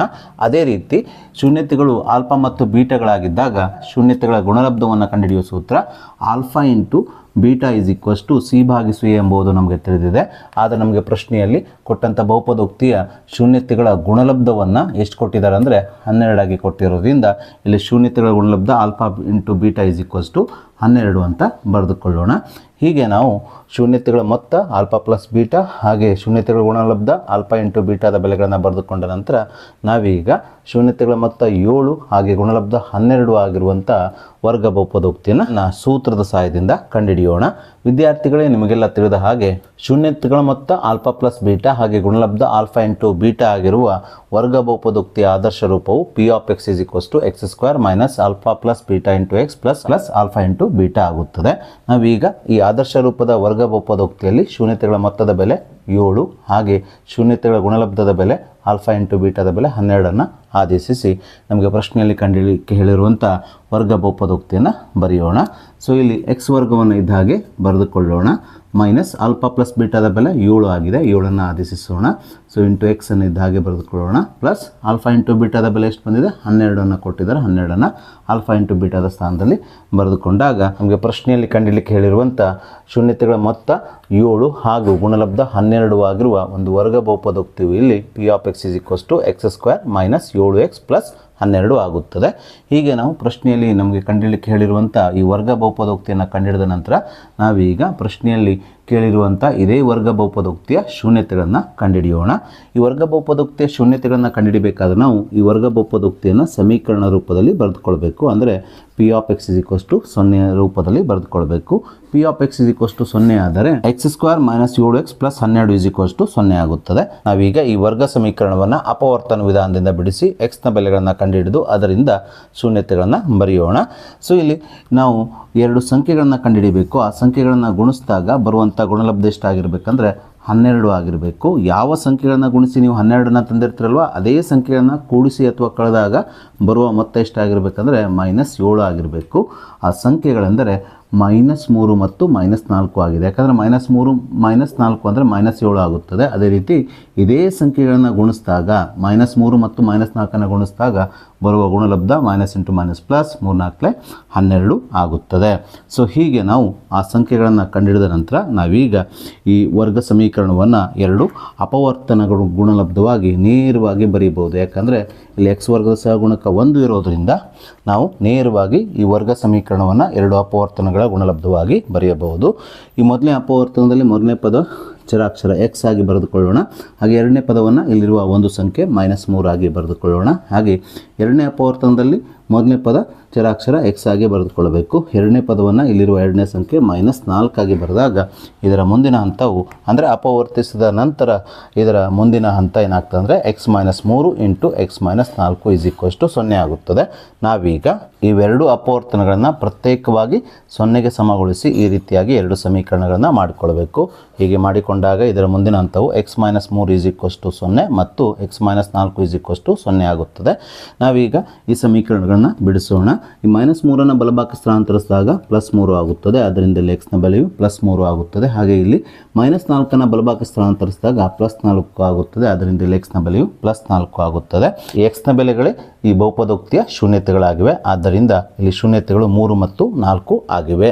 ಆದರೆ ಶೂನ್ಯತೆಗಳನ್ನು ನಾವು ಆಲ್ಫಾ ಮತ್ತು ಬೀಟಾ ಆಗಿ ತೆಗೆದುಕೊಂಡಿರೋದ್ರಿಂದ ನಾವಿಲ್ಲಿ ಶೂನ್ಯತೆಗಳು ಆಲ್ಫಾ x ನ ಒಂದು ಬೆಲೆ 3 ಮತ್ತು ಬೀಟಾ x ನ ಮತ್ತೊಂದು ಬೆಲೆ 4 ಅಂತ ಬರೆಯಬೇಕು. ಅಂದರೆ ಶೂನ್ಯತೆಗಳು ಆಲ್ಫಾ 3 ಮತ್ತು ಬೀಟಾ 4 ಅಂತ ಬರೆಯಬೇಕು. ಸೊ ಹಾಗೆ ನಾವೀಗ ಈ ವರ್ಷದ LBA ನೋಟ್ಸಲ್ಲಿರುವಂಥ 4 ಮಾರ್ಕ್ಸಿನ ಒಂದು ಪ್ರಶ್ನೆಯನ್ನು ತೆಗೆದುಕೊಳ್ಳೋಣ. 4 ಮಾರ್ಕ್ಸಿನ ಒಂದೇ ಒಂದು ಪ್ರಶ್ನೆಯನ್ನು ಈ ವರ್ಷದ LBA ನೋಟ್ಸಲ್ಲಿ ಕೊಟ್ಟಿದ್ದಾರೆ. ಪ್ರಶ್ನೆ ಈ ರೀತಿಯಾಗಿದೆ. ನಕ್ಷೆಯಲ್ಲಿ ಪ್ರತಿನಿಧಿಸಲಾಗಿರುವ ನೋಡಿ ಇಲ್ಲೊಂದು ನಕ್ಷೆಯನ್ನು ಕೊಟ್ಟಿದ್ದಾರೆ. ಬಹುಪದೋಕ್ತಿಯನ್ನು ಕಂಡುಹಿಡಿಯಿರಿ ಮತ್ತು ಅದರ ಶೂನ್ಯತೆಗಳು ಮತ್ತು ಸಹಗುಣಕಗಳ ನಡುವಿನ ಸಂಬಂಧವನ್ನು ತಾಳೆ ನೋಡಿ ಅಂತ ಹೇಳಿದ್ದಾರೆ. ಈ ಪ್ರಶ್ನೆಯು ಸಹ ಹಿಂದಿನ ಪ್ರಶ್ನೆಯ ರೀತಿಯಲ್ಲಿ ಇದೆ. ಅದೇ ರೀತಿ ಈ ಪ್ರಶ್ನೆಯನ್ನು ಬಿಡಿಸಬೇಕು. ಸೊ ಪ್ರಶ್ನೆಯಲ್ಲಿ ನಮಗೆ ಏನು ಕೊಟ್ಟಿದ್ದಾರೆ, ಒಂದು ನಕ್ಷೆಯನ್ನು ಕೊಟ್ಟಿದ್ದಾರೆ. ಈ ನಕ್ಷೆಯ ಸಹಾಯದಿಂದ ಏನು ಮಾಡಬೇಕಂದ್ರೆ ಇದರ ಶೂನ್ಯತೆಗಳನ್ನು ಕಂಡುಹಿಡಿಬೇಕು. ತದನಂತರ ಆ ಶೂನ್ಯತೆಗಳಿಂದ ನಾವು ಪ್ರಶ್ನೆಯಲ್ಲಿ ಕೇಳಿರುವ ಈ ಬಹುಪದೋಕ್ತಿಯನ್ನು ಕಂಡುಹಿಡಿಬೇಕು. ಅದಾದ ನಂತರ ನಾವು ಪ್ರಶ್ನೆಯಲ್ಲಿ ಕೇಳಿದ ಶೂನ್ಯತೆಗಳು ಮತ್ತು ಸಹಗುಣಕಗಳ ನಡುವಿನ ಸಂಬಂಧವನ್ನು ತಾಳೆ ನೋಡಬೇಕು. ಸೊ ವಿದ್ಯಾರ್ಥಿಗಳೇ, ಇಲ್ಲಿ ನಮಗೆ ನೀಡಿರುವ y = p of x ನಕ್ಷೆಯು x ಅಕ್ಷವನ್ನು ಎರಡು ಬಿಂದುಗಳಲ್ಲಿ ಛೇದಿಸ್ತಾ ಇದೆ. ಈ ಬಿಂದುಗಳೇ ಈ y = p of x ಈ ಬಹುಪದೋಕ್ತಿಯ ಶೂನ್ಯತೆಗಳಾಗಿದೆ. ಅಂದರೆ y = p of x ಈ ನಕ್ಷೆಯು ಪ್ರತಿನಿಧಿಸುವ ಬಹುಪದೋಕ್ತಿಯ ಶೂನ್ಯತೆಗಳು ಇಲ್ಲಿ -1 ಮತ್ತು 4 ಆಗಿದೆ. ಅಂದರೆ ಈ ನಕ್ಷೆಯು x ಅಕ್ಷವನ್ನು ಯಾವ ಬಿಂದುಗಳಲ್ಲಿ ಛೇದಿಸ್ತಾ ಇದೆಯಲ್ಲ ಆ ಬಿಂದುಗಳೇ ಕೊಟ್ಟಂಥ ಬಹುಪದೋಕ್ತಿಯ ಶೂನ್ಯತೆಗಳಾಗಿರುತ್ತದೆ. ಸೊ ಹಾಗಾಗಿ ನಾವಿಲ್ಲಿ ಈ ಬಹುಪದೋಕ್ತಿಯ ಶೂನ್ಯತೆಗಳು -1 ಮತ್ತು 4 ಅಂತ ಬರೆಯಬೇಕು. ಸಾಮಾನ್ಯವಾಗಿ ನಾವು ಶೂನ್ಯತೆಗಳನ್ನು ಆಲ್ಫಾ ಮತ್ತು ಬೀಟಾಗಳಾಗಿ ಸೂಚಿಸುತ್ತೇವೆ. ಹಾಗಾಗಿ ಶೂನ್ಯತೆಗಳು ಇಲ್ಲಿ ಆಲ್ಫಾ -1 ಮತ್ತು ಬೀಟಾ 4 ಆಗಿದೆ ಅಂತ ಬರೆದುಕೊಳ್ಬೇಕು. ಯಾಕಂದರೆ ಈ ನಕ್ಷೆಯು x ಅಕ್ಷವನ್ನು -1 ಮತ್ತು 4ರಲ್ಲಿ ಛೇದಿಸ್ತಾ ಇರೋದ್ರಿಂದ ಒಂದು ಶೂನ್ಯತೆ -1 ಆಗಿದ್ದರೆ ಇನ್ನೊಂದು ಶೂನ್ಯತೆ +4 ಆಗುತ್ತದೆ. ಸೊ ಹೀಗೆ ನಾವು ನಕ್ಷೆಯ ಸಹಾಯದಿಂದ ಶೂನ್ಯತೆಗಳ ಬೆಲೆಗಳನ್ನು ಕಂಡುಹಿಡಿದ ನಂತರ ನಾವೀಗ ಪ್ರಶ್ನೆಯಲ್ಲಿ ಕೇಳಿರುವಂತಹ ಬಹುಪದೋಕ್ತಿಯನ್ನು ಕಂಡುಹಿಡಿಬೇಕು. ಈ ನಕ್ಷೆಯ ಸಹಾಯದಿಂದ ಆ ಬಹುಪದೋಕ್ತಿಯನ್ನು ಕಂಡುಹಿಡಿಬೇಕಾದ್ರೆ ನಮಗೆ ಶೂನ್ಯತೆಗಳ ಮೊತ್ತ ಮತ್ತು ಶೂನ್ಯತೆಗಳ ಗುಣಲಬ್ಧದ ಅಗತ್ಯ ಇದೆ. ಹಾಗಾಗಿ ಮೊದಲಿಗೆ ನಾವು ಶೂನ್ಯತೆಗಳ ಮೊತ್ತವನ್ನು ಕಂಡುಹಿಡಿದುಕೊಳ್ಳೋಣ. ಶೂನ್ಯತೆಗಳ ಮೊತ್ತವು ಆಲ್ಫಾ ಪ್ಲಸ್ ಬೀಟಾ ಆಗಿದೆ. ನಾವೀಗ ಆಲ್ಫಾ ಮತ್ತು ಬೀಟಾದ ಬೆಲೆಗಳನ್ನು ಆದೇಶಿಸೋಣ. ಆಲ್ಫಾದ ಬೆಲೆ -1 ಪ್ಲಸ್ ಬೀಟಾದ ಬೆಲೆ 4 ಆಗಿದೆ. -1 + 4 ಅಂದರೆ 3 ಆಗುವುದರಿಂದ ಇಲ್ಲಿ ಶೂನ್ಯತೆಗಳ ಮೊತ್ತದ ಬೆಲೆಯು +3 ಆಗುತ್ತದೆ. ಇದೇ ರೀತಿ ನಾವೀಗ ಶೂನ್ಯತೆಗಳ ಗುಣಲಬ್ಧವನ್ನು ಸಹ ಕಂಡುಹಿಡಿದುಕೊಳ್ಳೋಣ. ಶೂನ್ಯತೆಗಳ ಗುಣಲಬ್ಧ ಆಲ್ಫಾ ಇಂಟು ಬೀಟಾ. ಆಲ್ಫಾದ ಬೆಲೆ -1 ಇಂಟು ಬೀಟಾದ ಬೆಲೆ 4 ಆಗಿದೆ. ಸೊ ಮೈನಸ್ ಇಂಟು ಪ್ಲಸ್ -4 ಅಂದರೆ 4 ಆಗೋದ್ರಿಂದ ಇಲ್ಲಿ ಆಲ್ಫಾ ಇಂಟು ಬೀಟಾದ ಬೆಲೆ -4 ಆಗುತ್ತದೆ. ಹೀಗೆ ನಾವು ಶೂನ್ಯತೆಗಳ ಮೊತ್ತದ ಬೆಲೆ ಹಾಗೂ ಶೂನ್ಯತೆಗಳ ಗುಣಲಬ್ಧ ಆಲ್ಫಾ ಇಂಟು ಬೀಟಾದ ಬೆಲೆಯನ್ನು ಕಂಡುಹಿಡಿದ ನಂತರ ನಾವೀಗ ನಮಗೆ ಪ್ರಶ್ನೆಯಲ್ಲಿ ಕಂಡುಹಿಡಲಿಕ್ಕೆ ಹೇಳಿರುವಂಥ ಈ ನಕ್ಷೆಯಲ್ಲಿ ಪ್ರತಿನಿಧಿಸಲಾಗಿರುವ ಈ ಬಹುಪದೋಕ್ತಿಯನ್ನು ಕಂಡುಹಿಡಿಯೋಣ. ಶೂನ್ಯತೆಗಳ ಮೊತ್ತ ಆಲ್ಫಾ ಪ್ಲಸ್ ಬೀಟಾ ಮತ್ತು ಗುಣಲಬ್ಧ ಆಲ್ಫಾ ಇಂಟು ಬೀಟಾ ಆಗಿರುವ ಅಪೇಕ್ಷಿತ ವರ್ಗ ಬಹುಪದೋಕ್ತಿಯು p of x = x² - alpha plus beta into x plus alpha into beta ಎಂಬುದು ನಮಗೆ ತಿಳಿದಿದೆ. ಅದನ್ನೇ ನಾವಿಲ್ಲಿ ಬರೆದುಕೊಳ್ಳೋಣ. ಸೊ ಮುಂದಿನ ಹಂತದಲ್ಲಿ ಈ x² ಇದ್ದ ಹಾಗೆ ಬರೆದುಕೊಳ್ಳೋಣ. ಮೈನಸನ್ನು ಇದ್ದ ಹಾಗೆ ಬರೆಯೋಣ. ಆಲ್ಫಾ ಪ್ಲಸ್ ಬೀಟಾದ ಬೆಲೆ 3 ಆಗಿರೋದ್ರಿಂದ ಆಲ್ಫಾ ಪ್ಲಸ್ ಬೀಟಾದ ಸ್ಥಾನದಲ್ಲಿ 3 ಬರೆಯೋಣ. ಎಕ್ಸನ್ನು ಇದ್ದ ಹಾಗೆ ಬರೆದುಕೊಳ್ಳೋಣ. ಪ್ಲಸ್ ಆಲ್ಫಾ ಇಂಟು ಬೀಟಾದ ಬೆಲೆ -4 ಆಗಿರೋದ್ರಿಂದ ಇಲ್ಲಿ ಬ್ರ್ಯಾಕೆಟ್ ಹಾಕ್ಕೊಂಡು -4 ಅಂತ ಬರಿಬೋದು, ಅಥವಾ ನೇರವಾಗಿ ಪ್ಲಸ್ ಇಂಟು -4 ಅಂತ ಬರಿಬೋದು. ಸೊ ಆದ್ದರಿಂದ ನಮಗಿಲ್ಲಿ ಕಂಡುಹಿಡಲಿಕ್ಕೆ ಹೇಳಿರುವಂಥ ನಕ್ಷೆಯಲ್ಲಿ ಪ್ರತಿನಿಧಿಸಲಾಗಿರುವ ಈ ವರ್ಗ ಬಹುಪದೋಕ್ತಿಯು ಏನಾಗ್ತದೆ ಅಂದರೆ p of x = x² - 3x - 4 ಆಗುತ್ತದೆ. ಸೊ ಹೀಗೆ ನಾವು ಪ್ರಶ್ನೆಯಲ್ಲಿ ಕೇಳಿರುವ ಈ ವರ್ಗ ಬಹುಪದೋಕ್ತಿಯನ್ನು ನಕ್ಷೆಯ ಸಹಾಯದಿಂದ ಕಂಡುಹಿಡಿದ ನಂತರ ನಾವೀಗ ಇದೇ ಪ್ರಶ್ನೆಯಲ್ಲಿ ನೀಡಿರುವಂತಹ ಈ ಬಹುಪದೋಕ್ತಿಯ ಶೂನ್ಯತೆಗಳು ಹಾಗೂ ಈ ಬಹುಪದೋಕ್ತಿಯ ಸಹಗುಣಕಗಳ ನಡುವಿನ ಸಂಬಂಧವನ್ನು ತಾಳೆ ನೋಡೋಣ. ಅದಕ್ಕಿಂತ ಪೂರ್ವದಲ್ಲಿ ನಾವು ಈ ಬಹುಪದೋಕ್ತಿಯಲ್ಲಿರುವ x ವರ್ಗದ ಸಹಗುಣಕ a ನ ಬೆಲೆ, x ನ ಸಹಗುಣಕ b ನ ಬೆಲೆ ಹಾಗೂ ಸ್ಥಿರಾಂಕ c ನ ಬೆಲೆಗಳನ್ನು ಬರೆದುಕೊಳ್ಳೋಣ. ಇಲ್ಲಿ ಎಕ್ಸ್ ವರ್ಗದ ಸಹಗುಣಕ 1 ಆಗಿರೋದ್ರಿಂದ ಎ ಇಸ್ ಈಕ್ವಲ್ಸ್ ಟು 1 ಆಗುತ್ತದೆ. ಅದೇ ರೀತಿ ಎಕ್ಸ್ನ ಸಹಗುಣಕ -3 ಆಗಿರೋದ್ರಿಂದ ಬಿನ ಬೆಲೆ -3 ಆಗುತ್ತದೆ. ಹಾಗೆ ಸ್ಥಿರಾಂಕ -4 ಆಗಿರೋದ್ರಿಂದ ಸಿನ ಬೆಲೆ 4 ಆಗುತ್ತದೆ. ಸೊ ಹೀಗೆ ನಾವು ಈ ಬಹುಪದೋಕ್ತಿಯ ಸಹಗುಣಗಳನ್ನು ಕಂಡುಹಿಡಿದ ನಂತರ ನಾವೀಗ ಈ ಬಹುಪದೋಕ್ತಿಯ ಶೂನ್ಯತೆಗಳು ಮತ್ತು ಸಹಗುಣಕಗಳ ನಡುವಿನ ಸಂಬಂಧವನ್ನು ಶೂನ್ಯತೆಗಳ ಮೊತ್ತ ಮತ್ತು ಶೂನ್ಯತೆಗಳ ಗುಣಲಬ್ಧ ಈ ಸೂತ್ರಗಳ ಆಧಾರದ ಮೇಲೆ, ಅಂದರೆ ಈ ಸೂತ್ರಗಳನ್ನು ಬಳಸಿಕೊಂಡು ತಾಳೆಯನ್ನು ನೋಡೋಣ. ಅದಕ್ಕೋಸ್ಕರ ಮೊದಲಿಗೆ ನಾನು ಶೂನ್ಯತೆಗಳ ಮೊತ್ತದ ಸೂತ್ರವನ್ನು ಬರೆದುಕೊಂಡಿದ್ದೇನೆ. ಶೂನ್ಯತೆಗಳ ಮೊತ್ತ is equals to alpha plus beta is equals to -b/a ಆಗಿದೆ. ಇಲ್ಲಿ ಆಲ್ಫಾ ಮತ್ತು ಬೀಟಾಗಳು ಶೂನ್ಯತೆಗಳಾದರೆ ಬಿ ಮತ್ತು ಎಗಳು ಈ ಬಹುಪದೋಕ್ತಿಯ ಸಹಗುಣಕಗಳಾಗಿವೆ. ಸೊ ನಾವೀಗ ಈ ಸೂತ್ರದಲ್ಲಿ ಆಲ್ಫಾ, ಬೀಟಾ ಹಾಗೂ ಬಿ ಮತ್ತು ಎನ್ನ ಬೆಲೆಗಳನ್ನು ಆದೇಶಿಸೋಣ. ಆಲ್ಫಾದ ಬೆಲೆ -1 ಆಗಿದೆ, -1 ಬರೆದುಕೊಳ್ಳೋಣ. ಪ್ಲಸ್ ಬೀಟಾದ ಬೆಲೆ ಎಷ್ಟಿದೆ? 4 ಇದೆ, 4 ಬರೆದುಕೊಳ್ಳೋಣ. ಈಸ್ ಈಕ್ವಲ್ಸ್ ಟು ಮೈನಸ್ಸನ್ನು ಇದ್ದಾಗೆ ಬರೆದುಕೊಳ್ಳೋಣ. ಬಿನ ಬೆಲೆ -3 ಆಗಿರೋದ್ರಿಂದ ಬ್ರ್ಯಾಕೆಟಲ್ಲಿ -3 ಅಂತ ಬರೆಯೋಣ. ಎನ ಬೆಲೆ ಎಷ್ಟಾಗಿದೆ ಅಂದರೆ 1 ಆಗಿದೆ. ಎಯನ್ನು ಛೇದದಲ್ಲಿ ಆ್ಯಸ್ ಇಟ್ ಈಸ್ ಬರೆಯೋಣ. ಸೊ -1 + 4 ಅಂದರೆ +3 ಆಗುತ್ತದೆ. Is equals to minus into minus plus ಆಗುವುದರಿಂದ 3 ಬರೆಯೋಣ. ಛೇದದಲ್ಲಿ 1 ಬರೆಯುವ ಅಗತ್ಯ ಇಲ್ಲ. ಇಲ್ಲಿ ನೀವು ಸ್ಪಷ್ಟವಾಗಿ ಕಾಣ್ತಾ ಇರ್ಬೋದು, ಆಲ್ಫಾ ಪ್ಲಸ್ ಬೀಟಾದ ಬೆಲೆ 3 ಇದೆ. ಹಾಗೆ ಸಹಗುಣಕಗಳ ಅನುಪಾತದ ಬೆಲೆ ಏನಾಗಿದೆ ಅಂದರೆ 3 ಆಗಿದೆ. ಸೊ ಇದರಿಂದ ನಾವೇನು ತೀರ್ಮಾನಿಸ್ಬೋದು ಅಂದರೆ ಇಲ್ಲಿ ಶೂನ್ಯತೆಗಳ ಹಾಗೂ ಸಹಗುಣಕಗಳ ನಡುವಿನ ಸಂಬಂಧ ತಾಳೆ ಹೊಂದಿದೆ ಅಂತ ಹೇಳ್ಬೋದು. ಇದೇ ರೀತಿ ನಾವೀಗ ಶೂನ್ಯತೆಗಳ ಗುಣಲಬ್ಧದ ಸೂತ್ರವನ್ನು ಬಳಸಿಕೊಂಡು ನಾವೀಗ ಶೂನ್ಯತೆಗಳು ಹಾಗೂ ಸಹಗುಣಕಗಳ ನಡುವಿನ ಸಂಬಂಧವನ್ನು ತಾಳೆ ನೋಡೋಣ. ಅದಕ್ಕೋಸ್ಕರ ನಾನಿಲ್ಲಿ ಶೂನ್ಯತೆಗಳ ಗುಣಲಬ್ಧ alpha into beta is equals to c/a ಅಂತ ಬರೆದುಕೊಂಡಿದ್ದೇನೆ. ಸೊ ನಾನೀಗ ಆಲ್ಫಾದ ಬೆಲೆ -1 ಆಗಿರೋದ್ರಿಂದ ಆಲ್ಫಾನ ಸ್ಥಾನದಲ್ಲಿ -1 ಅಂತ ಬರೆದುಕೊಳ್ತೇನೆ. ಇಂಟು ಬೀಟಾದ ಬೆಲೆ ಎಷ್ಟಿದೆ? 4 ಇದೆ, 4 ಇಲ್ಲಿ ಬರೆದುಕೊಳ್ತಾ ಇದ್ದೇನೆ. ಈಸ್ ಈಕ್ವಲ್ಸ್ ಟು ಸಿನ ಬೆಲೆ ಎಷ್ಟಿದೆ? -4 ಇದೆ, -4 ಇಲ್ಲಿ ಬರೆದುಕೊಳ್ತಾ ಇದ್ದೇನೆ. ಭಾಗಿಸು ಎನ ಬೆಲೆ ಎಷ್ಟಿದೆ? 1 ಇದೆ, ಛೇದದಲ್ಲಿ 1 ಅಂತ ಬರೆದುಕೊಳ್ತಾ ಇದ್ದೇನೆ. ಸೊ ಮುಂದಿನ ಹಂತವನ್ನು ನಾನು ಇಲ್ಲಿ ಬರಿತಾ ಇದ್ದೇನೆ. ಮೈನಸ್ ಇಂಟು ಪ್ಲಸ್ ಮೈನಸ್ 1 4 4 ಆಗೋದ್ರಿಂದ ಇಲ್ಲಿ 4 ಬರೆದುಕೊಳ್ತಾ ಇದ್ದೇನೆ. ಸೊ ರೈಟ್ ಹ್ಯಾಂಡ್ ಸೈಡಲ್ಲಿ ಏನಿದೆ? -4/1 ಅಂತ ಇದೆ. ಸೊ -4/1 ಅಂದರೆ -4 ಆಗೋದ್ರಿಂದ ಇಲ್ಲಿ ನೀವು ಗಮನಿಸ್ಬೋದು, ಆಲ್ಫಾ ಇಂಟು ಬೀಟಾದ ಬೆಲೆ -4 ಆದರೆ c/a ಬೆಲೆನೂ -4 ಆಗಿದೆ. ಅಂದರೆ ಇಲ್ಲಿ ಶೂನ್ಯತೆಗಳು ಹಾಗೂ ಸಹಗುಣಕಗಳ ನಡುವಿನ ಸಂಬಂಧ ಏನಾಗಿದೆ ಅಂದರೆ ತಾಳೆ ಹೊಂದಿದೆ ಅಂತ ಹೇಳ್ಬೋದು. ಈ ರೀತಿಯಾಗಿ ನಾವು ಈ ಲೆಕ್ಕವನ್ನು ಅತ್ಯಂತ ಸುಲಭವಾಗಿ ಬಿಡಿಸಬಹುದು. ಸೊ ಹಾಗೆ ನಾವೀಗ LBA ನೋಟ್ಸಲ್ಲಿರುವಂಥ ಒಂದೇ ಒಂದು 5 ಮಾರ್ಕ್ಸಿನ ಪ್ರಶ್ನೆಯನ್ನು ತೆಗೆದುಕೊಳ್ಳೋಣ. ಪ್ರಶ್ನೆ ಈ ರೀತಿಯಾಗಿದೆ: ಶೂನ್ಯತೆಗಳ ಮೊತ್ತ ಮತ್ತು ಗುಣಲಬ್ಧಗಳು ಕ್ರಮವಾಗಿ -6 ಮತ್ತು 8 ಆಗಿರುವ ವರ್ಗ ಬಹುಪದೋಕ್ತಿಯನ್ನು ಬರೆಯಿರಿ. ಈ ವರ್ಗ ಬಹುಪದೋಕ್ತಿಯ ಶೂನ್ಯತೆಗಳನ್ನು ಕಂಡುಹಿಡಿಯಿರಿ. ಶೂನ್ಯತೆಗಳು ಮತ್ತು ಸಹಗುಣಕಗಳ ನಡುವಿನ ಸಂಬಂಧವನ್ನು ತಾಳೆ ನೋಡಿ ಅಂತ ಹೇಳಿದ್ದಾರೆ. ಈ ರೀತಿಯ ಪ್ರಶ್ನೆಯನ್ನು ನಾವು ಈಗಾಗಲೇ 3 ಮಾರ್ಕ್ಸಿನ ಹಾಗೂ 4 ಮಾರ್ಕ್ಸಿನ ಪ್ರಶ್ನೆಗಳಲ್ಲಿ ಬಿಡಿಸಾಗಿದೆ. ಸೊ ಅದೇ ರೀತಿಯಾಗಿ ಈ ಪ್ರಶ್ನೆಯನ್ನು ನಾವೀಗ ಬಿಡಿಸೋಣ. ಸೊ ಮೊದಲಿಗೆ ನಾವು ಶೂನ್ಯತೆಗಳ ಮೊತ್ತ ಮತ್ತು ಗುಣಲಬ್ಧಗಳು ಕ್ರಮವಾಗಿ -6 ಮತ್ತು 8 ಆಗಿರುವ ಒಂದು ವರ್ಗ ಬಹುಪದೋಕ್ತಿಯನ್ನು ಕಂಡುಹಿಡಿಯೋಣ. ವಿದ್ಯಾರ್ಥಿಗಳೇ, ನಿಮಗೆಲ್ಲ ತಿಳಿದ ಹಾಗೆ ಆಲ್ಫಾ ಮತ್ತು ಬೀಟಾಗಳು p(x) ಅಂದರೆ ಬಹುಪದೋಕ್ತಿಯ ಶೂನ್ಯತೆಗಳಾಗಿದ್ದಾಗ ಶೂನ್ಯತೆಗಳ ಮೊತ್ತವು ಆಲ್ಫಾ ಪ್ಲಸ್ ಬೀಟಾ ಆಗುತ್ತದೆ. ಆದ್ದರಿಂದ ನಾನಿಲ್ಲಿ ಆಲ್ಫಾ ಮತ್ತು ಬೀಟಾಗಳು p(x) ಬಹುಪದೋಕ್ತಿಯ ಶೂನ್ಯತೆಗಳಾಗಿದ್ದಾಗ ಶೂನ್ಯತೆಗಳ ಮೊತ್ತ ಆಲ್ಫಾ ಪ್ಲಸ್ ಬೀಟಾ ಅಂತ ಬರೆದುಕೊಂಡಿದ್ದೇನೆ. ಪ್ರಶ್ನೆಯಲ್ಲಿ ನಮಗೆ ಶೂನ್ಯತೆಗಳ ಮೊತ್ತದ ಬೆಲೆಯನ್ನು -6 ಆಗಿ ನೀಡಿರೋದ್ರಿಂದ ಇಲ್ಲಿ ಶೂನ್ಯತೆಗಳ ಮೊತ್ತ ಆಲ್ಫಾ ಪ್ಲಸ್ ಬೀಟಾದ ಬೆಲೆಯು -6 ಆಗುತ್ತದೆ. ಇದೇ ರೀತಿ ಆಲ್ಫಾ ಮತ್ತು ಬೀಟಾಗಳು ಕೊಟ್ಟಂಥ ಬಹುಪದೋಕ್ತಿಯ ಶೂನ್ಯತೆಗಳಾಗಿದ್ದಾಗ ಶೂನ್ಯತೆಗಳ ಗುಣಲಬ್ಧವು ಆಲ್ಫಾ ಇಂಟು ಬೀಟಾ ಆಗುತ್ತದೆ. ಆದರೆ ಪ್ರಶ್ನೆಯಲ್ಲಿ ನಮಗೆ ಶೂನ್ಯತೆಗಳ ಗುಣಲಬ್ಧದ ಬೆಲೆಯನ್ನು ಕೊಟ್ಟಿದ್ದಾರೆ. ಅದೆಷ್ಟಾಗಿದೆ ಅಂದರೆ 8 ಆಗಿದೆ. ಹಾಗಾಗಿ ಇಲ್ಲಿ ಶೂನ್ಯತೆಗಳ ಗುಣಲಬ್ಧ alpha into beta is equals to 8 ಆಗುತ್ತದೆ. ಸೊ ಹೀಗೆ ನಾವು ಶೂನ್ಯತೆಗಳ ಮೊತ್ತ ಆಲ್ಫಾ ಪ್ಲಸ್ ಬೀಟಾ ಮತ್ತು ಶೂನ್ಯತೆಗಳ ಗುಣಲಬ್ಧ ಆಲ್ಫಾ ಇಂಟು ಬೀಟಾದ ಬೆಲೆಗಳನ್ನು ತಿಳಿದುಕೊಂಡ ನಂತರ ನಾವೀಗ ಶೂನ್ಯತೆಗಳ ಮೊತ್ತ ಆಲ್ಫಾ ಪ್ಲಸ್ ಬೀಟಾ ಹಾಗೆ ಗುಣಲಬ್ಧ ಆಲ್ಫಾ ಇಂಟು ಬೀಟಾ ಆಗಿರುವಂಥ ಒಂದು ಅಪೇಕ್ಷಿತ ಬಹುಪದೋಕ್ತಿಯನ್ನು ಬರೆದು ತದನಂತರ ಆ ಬಹುಪದೋಕ್ತಿಯಲ್ಲಿ ಆಲ್ಫಾ ಪ್ಲಸ್ ಬೀಟಾದ ಬೆಲೆ ಹಾಗೂ ಆಲ್ಫಾ ಇಂಟು ಬೀಟಾದ ಬೆಲೆಗಳನ್ನು ಆದೇಶಿಸಿ ನಮಗೆ ಬರಲಿಕ್ಕೆ ಹೇಳಿರುವಂಥ ಬಹುಪದೋಕ್ತಿಯನ್ನು ಕಂಡುಹಿಡಿಯೋಣ. ಸೊ ಶೂನ್ಯತೆಗಳ ಮೊತ್ತ ಆಲ್ಫಾ ಪ್ಲಸ್ ಬೀಟಾ ಹಾಗೂ ಗುಣಲಬ್ಧ ಆಲ್ಫಾ ಇಂಟು ಬೀಟಾ ಆಗಿರುವಂಥ ವರ್ಗ ಬಹುಪದೋಕ್ತಿಯ ಆದರ್ಶ ರೂಪವು p(x) = x² minus alpha plus beta into x plus alpha into beta ಆಗುತ್ತದೆ. ಈ ಸೂತ್ರದಲ್ಲಿ ನಾವೀಗ ಆಲ್ಫಾ ಪ್ಲಸ್ ಬೀಟಾದ ಬೆಲೆ -6 ಹಾಗೆ ಆಲ್ಫಾ ಇಂಟು ಬೀಟಾದ ಬೆಲೆ 8 ಆದೇಶಿಸಿ ನಮಗೆ ಕಂಡುಹಿಡಿಯಲಿಕ್ಕೆ ಹೇಳಿರುವಂಥ ವರ್ಗ ಬಹುಪದೋಕ್ತಿಯನ್ನು ಬರೆಯೋಣ. ಸೊ x² ಇದ್ದ ಹಾಗೆ ಬರೆದುಕೊಳ್ಳೋಣ. ಮೈನಸ್ಸನ್ನು ಇದ್ದ ಹಾಗೆ ಬರೆಯೋಣ. ಆಲ್ಫಾ ಪ್ಲಸ್ ಬೀಟಾದ ಬೆಲೆ -6 ಆಗಿದೆ. ಹಾಗಾಗಿ ಬ್ರಾಕೆಟ್ ಒಳಗಡೆ -6 ಅಂತ ಬರೆಯೋಣ. ಇಂಟು x ಅನ್ನು ಇದ್ದ ಹಾಗೆ ಬರೆದುಕೊಳ್ಳೋಣ. ಪ್ಲಸ್ ಆಲ್ಫಾ ಇಂಟು ಬೀಟಾದ ಬೆಲೆ ಎಷ್ಟಿದೆ? 8 ಇದೆ. 8 ಆಲ್ಫಾ ಇಂಟು ಬೀಟಾದ ಸ್ಥಾನದಲ್ಲಿ ಬರೆದುಕೊಳ್ಳೋಣ. ಸೊ ಮುಂದಿನ ಹಂತದಲ್ಲಿ x² ಇದ್ದ ಹಾಗೆ ಬರೆದುಕೊಳ್ಳೋಣ. Minus into minus plus 6 into x ಅಂದರೆ 6 ಎಕ್ಸ್ ಆಗುತ್ತದೆ ಪ್ಲಸ್ 8 ಇದ್ದ ಹಾಗೆ ಬರೆದುಕೊಂಡಾಗ ನಮಗೆ ಪ್ರಶ್ನೆಯಲ್ಲಿ ಕಂಡುಹಿಡಿಯಲಿಕ್ಕೆ ಹೇಳಿರುವಂಥ ಶೂನ್ಯತೆಗಳ ಮೊತ್ತ -6 ಮತ್ತು ಗುಣಲಬ್ಧ 8 ಆಗಿರುವ ವರ್ಗ ಬಹುಪದೋಕ್ತಿಯು ಇಲ್ಲಿ p of x is equals to x square plus 6x plus 8 ಆಗುತ್ತದೆ. ಹೀಗೆ ನಾವು ಪ್ರಶ್ನೆಯಲ್ಲಿ ಕಂಡುಹಿಡಿಯಲಿಕ್ಕೆ ಹೇಳಿರುವಂಥ ವರ್ಗ ಬಹುಪದೋಕ್ತಿಯನ್ನು ಕಂಡುಹಿಡಿದ ನಂತರ ನಾವೀಗ ಇದೇ ಪ್ರಶ್ನೆಯಲ್ಲಿ ನಮಗೆ ಮುಂದುವರೆದು ಕೇಳಿರುವಂಥ ಈ ವರ್ಗ ಬಹುಪದೋಕ್ತಿಯ ಶೂನ್ಯತೆಗಳನ್ನು ಅಪವರ್ತನ ವಿಧಾನದಿಂದ ಕಂಡುಹಿಡಿಯೋಣ.